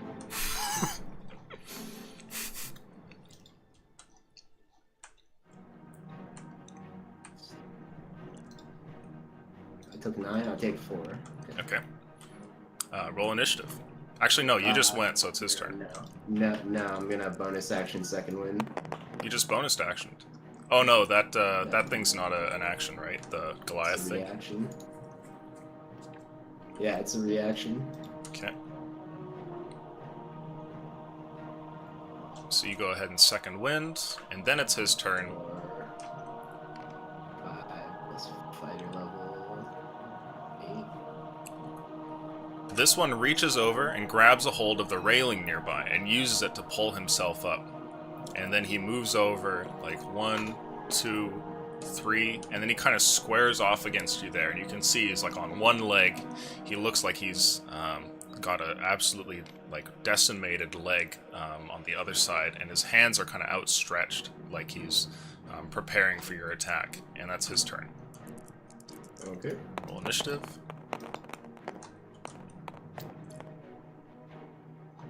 Ooh. Ruh-roh. Oh, your turn first. Let's see. All right, I'll just walk up and start like slugging it out. The moment that you get up to him, his prepared action goes off, and he goes to grapple you. Okay. Beat a 17. I did. Oh shit. Okay. So you managed to fight off the grapple, and it's your turn. What do you want to do? Oh yeah, there's like a trail of blood now because you're missing like a chest piece. I'm so bewildered by this fight. I guess I'll just make an attack. What is it? 19. Oh, you hit. There's that D8. Is this it? It's teal one? Yeah. The D8 Whisperer, get an 8. Oh. 11 damage. How are you hitting this guy? Yeah, I'm just like, I walked up, I was ready to start duking it out, and then he like fucking came back at me. Now I'm just gonna punch him in the face. You strike him square in the chin, where you had kind of headbutt him before, and his lower jaw breaks into 2 pieces with like these kind of skin flaps hanging there from what used to be like the lower portion of his face. You can just see like his tongue lolling out and his teeth all over the place. Yeah, break his mouth. Yeah, you broke his mouth. Jesse, Draken? I am lost for words, so I'm just kind of watching.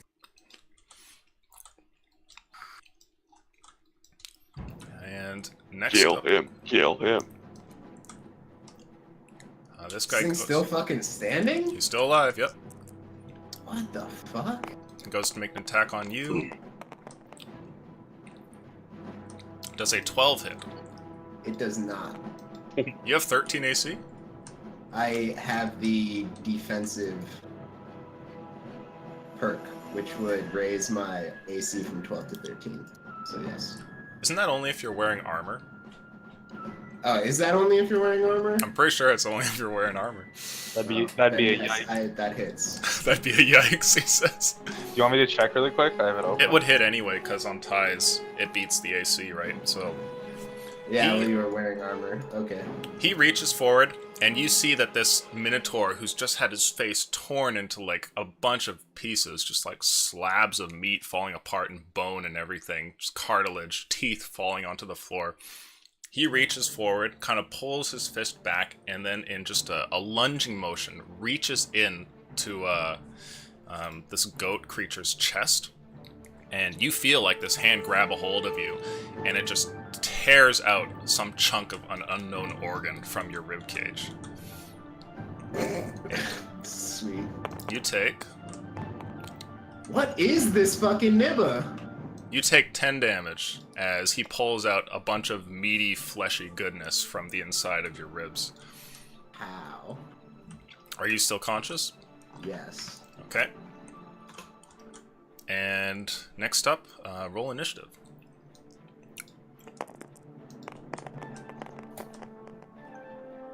Also, BP, I'd like you to roll nature. Anybody else who has proficiency in it or medicine is free to roll. Do you have any good rolls at your stuff, Jacob? Do I have to have proficiency in it? Or... I have an 11 and a 1. You have to have proficiency, yeah. Okay, I don't have it. It's gonna be a 12. You're not entirely sure, given that it's like covered in the dirt of the ground and like all the mess and everything that's now covering the ring. But you're pretty sure that the thing that's just been torn out of the goat creature's chest is his heart, and it like still beats on the ground. It's your turn, Jesus. What do you want to do? Oh, fuck. Fuck?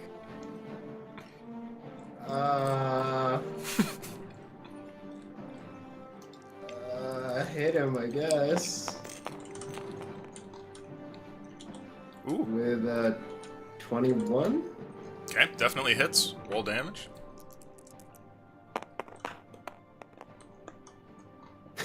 A whopping 5. Another 5, okay. He is still alive. How are you hitting him, though? Just going for that face opening, dude. Okay. You smash into him again, knocking out some more of his upper teeth. And he comes in and... Let's see here. He's going to action surge, first making a grapple check. Oh, fuck. That's a 9. Oh! My God. That's an 8. Yes! Okay, he grabs a hold of your arm, and after that, I need you to make a contested strength check, please. So roll raw strength. I'll give the other guy a 1. Fuck you, Lucian. Take that.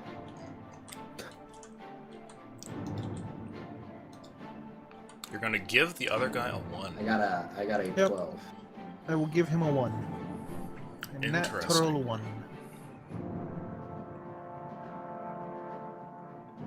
Wait, did I get a 12? Strength? Yeah, I got a 12. I would say that you keep your 1 and feel that your magic fails. I had it. Wow, he really wants to do this. Okay. That is why I haven't bothered, because I figured, like, fucking Nature Spirit interfering and shit. You also see what looks like people in the crowd that kind of like look towards you when you go to do this.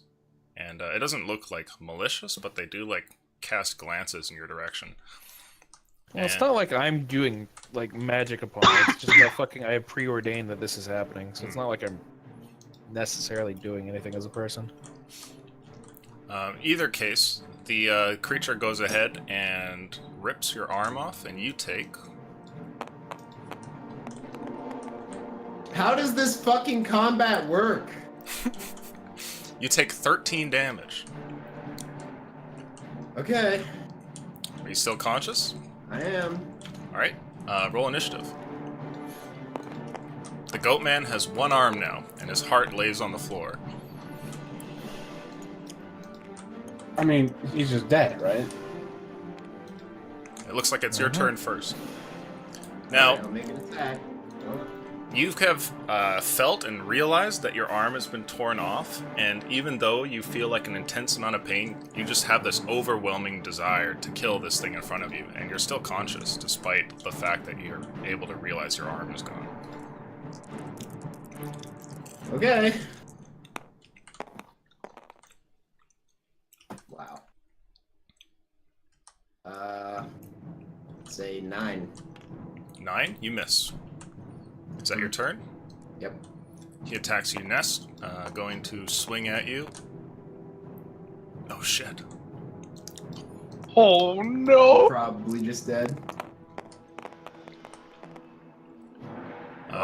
You take 14 damage. I'm unconscious. Ah, you are not.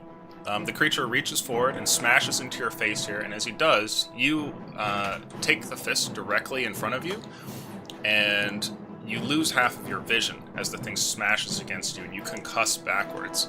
Go ahead and start recording negative HP. Okay. Oh. Next up, it is initiative roll time.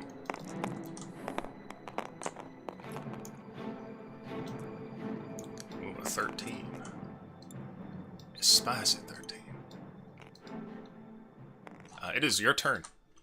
I will attempt to continue the fight, I guess. Does a 18 hit? Yes. This is gonna be a 7. No, why don't you get out of here? No. 7 damage. Oh! The prophet. How are you hitting this creature? Is the fight like as intense as when it started, or have we like slowed down at all? No, it's like more and more intense as time goes on. So instead of like becoming damaged and becoming fatigued or whatever, we're just like Your fury that's just not mounts, happening. and it's like Fury just mounts. your muscles don't feel like there's any sort of tiredness to them. You can almost just like move without having to care about your body and its needs. It doesn't even come up. Jesus. I'm gonna take one of my legs that are still intact, which Yep. is both of them, I hope, Mhm. and slam it into where a man's nutsack would be. Okay. You smash his genets, and it's his turn now. He goes to swing at you. Is a 19 hit? Yes. Okay. He smashes into your chest again, where a large hole is. And he hits the other side, causing the other portion to cave in. And you guys see, you take 11 damage. And your ribs just like cave in, stabbing into different organs that look like they're still attempting to move as you go to breathe. And roll initiative again.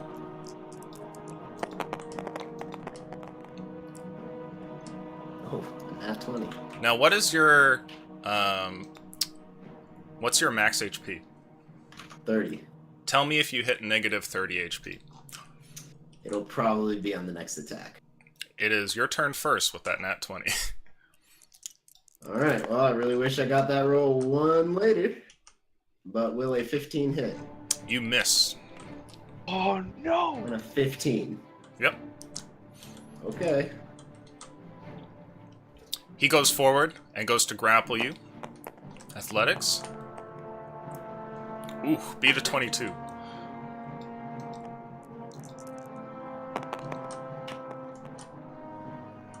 I don't beat a 22.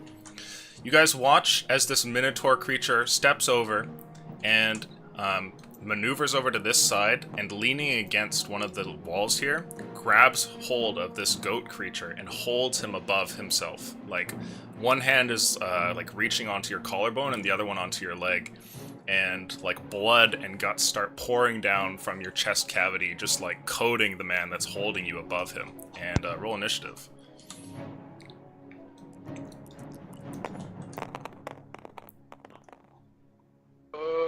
Oh!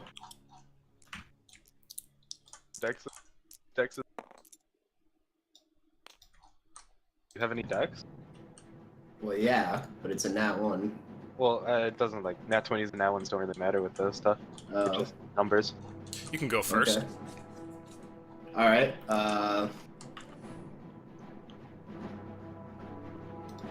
You're currently being held above yeah, this what man. can one... You're missing one arm. Your chest is just an open cavity with a bunch of like ribs stabbing into what's left of the organs in there. Your face is like, you don't know what's happened to one side, but you can only see out of one eye. What do you want to do? Give him the goat's elbow. Yeah, The dude, goat's give him elbow. The goat elbow. Let me give him the goat elbow. Okay, go for it. Make your attack.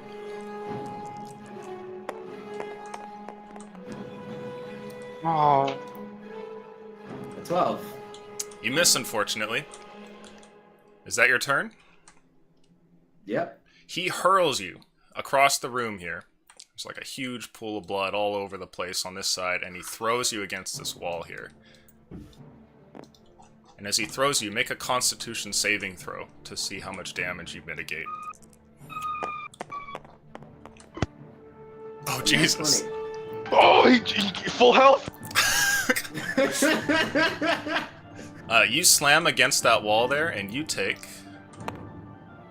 2 points of damage. Hey, alright. As you're able to steel yourself, you feel that your back, instead of buckling against the thing, actually remains strong. You don't know how, but you still feel like you have to kill this man. Go ahead and roll initiative.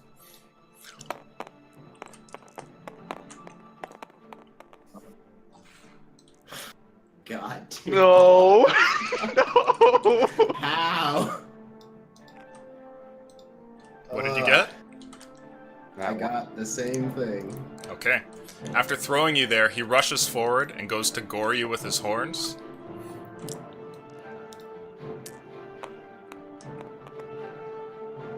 Oh. Does Oh. a 14 hit. Yep. Okay.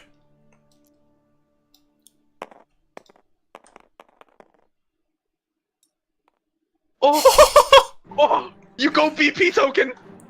You take 7 points of damage. I'm beyond negative 30. Oh. Okay. The creature goes running forward and stabs into the goat creature. And after that, you see that it kind of like rears its head up, holding the creature with its horns piercing straight out of its back, like completely defeated there. And then just turns over and tosses the thing off, and it falls down and cascades to the ground. And after that, the fight appears to be over. People cheer, stand, and clap as this creature just kind of like stands there, breathing heavily, while the other one lays on the ground dead.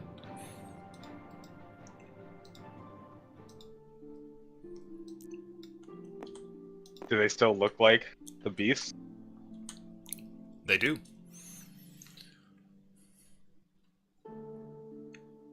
Does the room feel vaguely less Mexican? I would say that's up to you. It does. The main attendant that you've seen before from the room upstairs kind of comes down, and he looks over, and you see he's been watching kind of from one of the upper rafters there, and he calls out, and he says, "Spirits be praised." And you see everybody in the crowd says the same thing, "Spirits be praised." Do you guys mouth it as well? I suppose, yeah, to not die. Sure. So you give a disingenuous "Spirits be praised." Yeah. Okay. BP and Draken? I do not. I'm just staring intently at the goat Okay. corpse. Jesse next to you gives a "Spirits be praised," and after that, you see one of the priests kind of comes over and throws what looks like a bluish sort of powder that airs through the main portion here, and the two figures start to gradually move back towards their human form.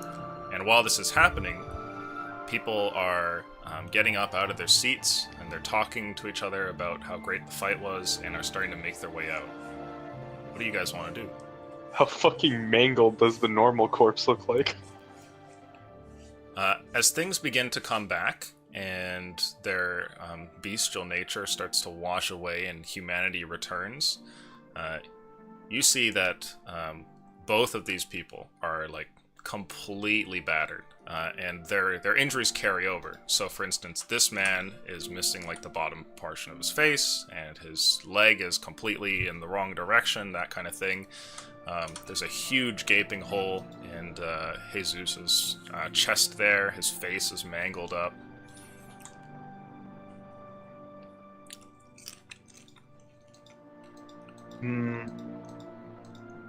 What's the opponent look like now? He looks like this sort of scrawny homeless man almost.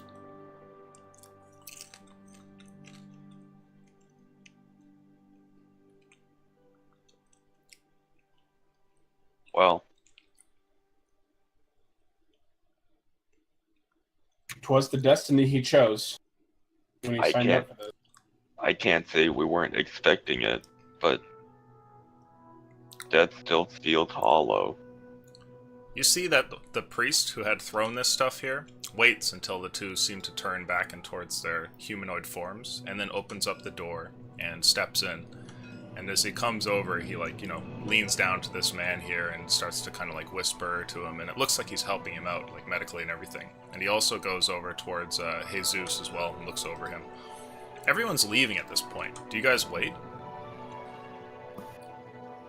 I guess we'll return would to the get up. living room. I would leave, yeah. Okay. You guys turn and leave, going up towards the living room.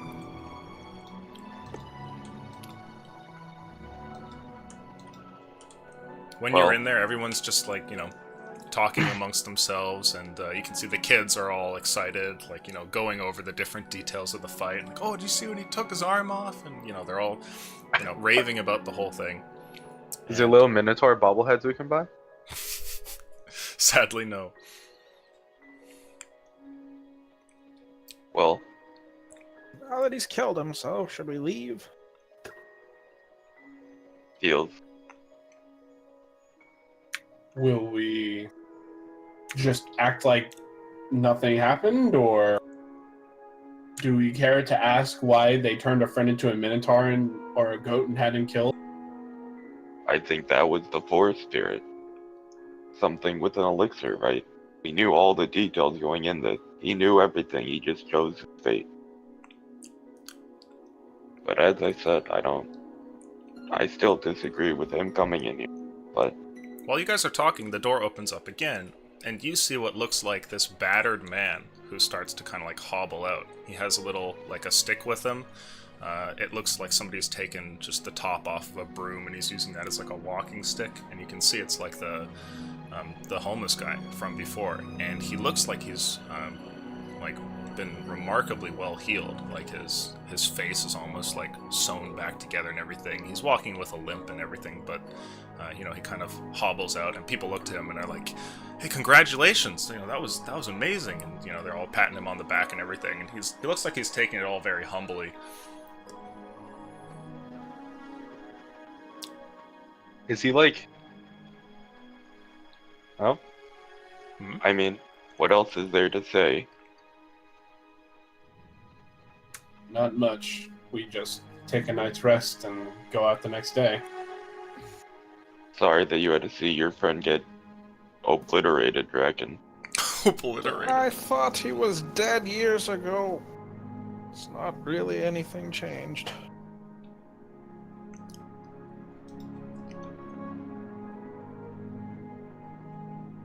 Maybe just all take the night, start adventuring in the morning.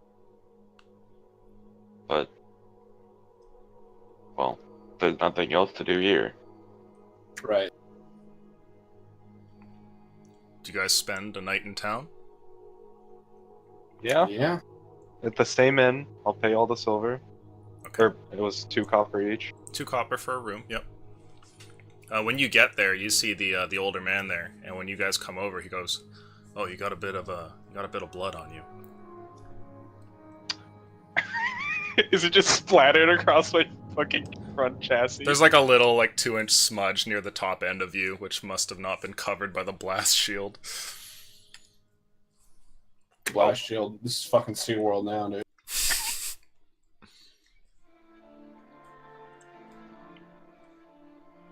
I don't remember them just taking an AK to the orcas. Well, do you have a washcloth? Sure, here. How do you guys like the fight? I didn't get to go. I was busy at work, sadly. A little more depressing than we had hoped. What? How's that? Everyone loves You the fights. Our friend was in that fight, and we lost him to it. Oh, I see. But he knew what he was signing up for. The guy shrugs and says, "Well, did the spirits like him?" What do you think, Kate? You think the spirits liked him? Why are you asking me this? You're the one that knew him. Fuck if I know. No idea. A bird tweeted on his shoulder. I guess they did. Well, he's probably among them now. Sorry if we seem down. It's, you know, what can you do? You outsiders never understand. Well, the rooms are yours. Don't feel too bad about it. He's in a better place now.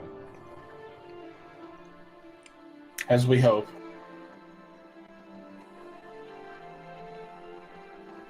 Do you guys go and get some sleep? Yeah. Take a night's rest. Clean off my friend's blood. Except the fact that I'm probably going to die in the night. BP, can I hold on to your chalk tonight? So you guys go fuck. back off to your rooms and slink away, and I think that we will end the session there. Mm-hmm. Great stuff, Isaac. Hmm.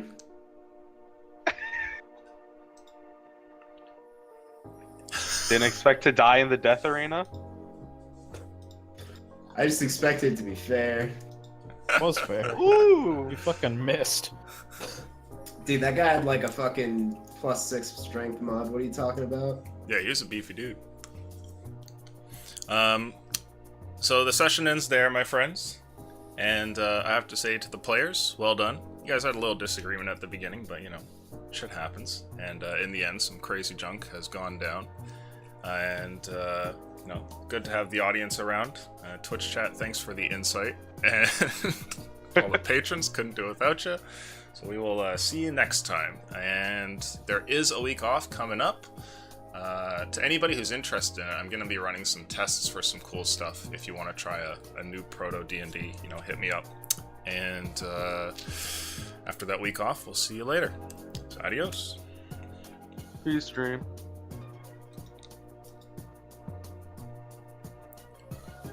Whew. You missed a fuck ton, dog. Hmm? You missed a fuck ton, Isaac. Dude, well, if I had a +9 to hit, things would have been alright. The guy had 16 AC, so it makes sense. Was he a barb? Yeah, so what was up with that? I will explain many things, but I think I'll have to kill Stream first, because, you know, who knows who might come to Yule next. So, peace out, Stream. See you next time.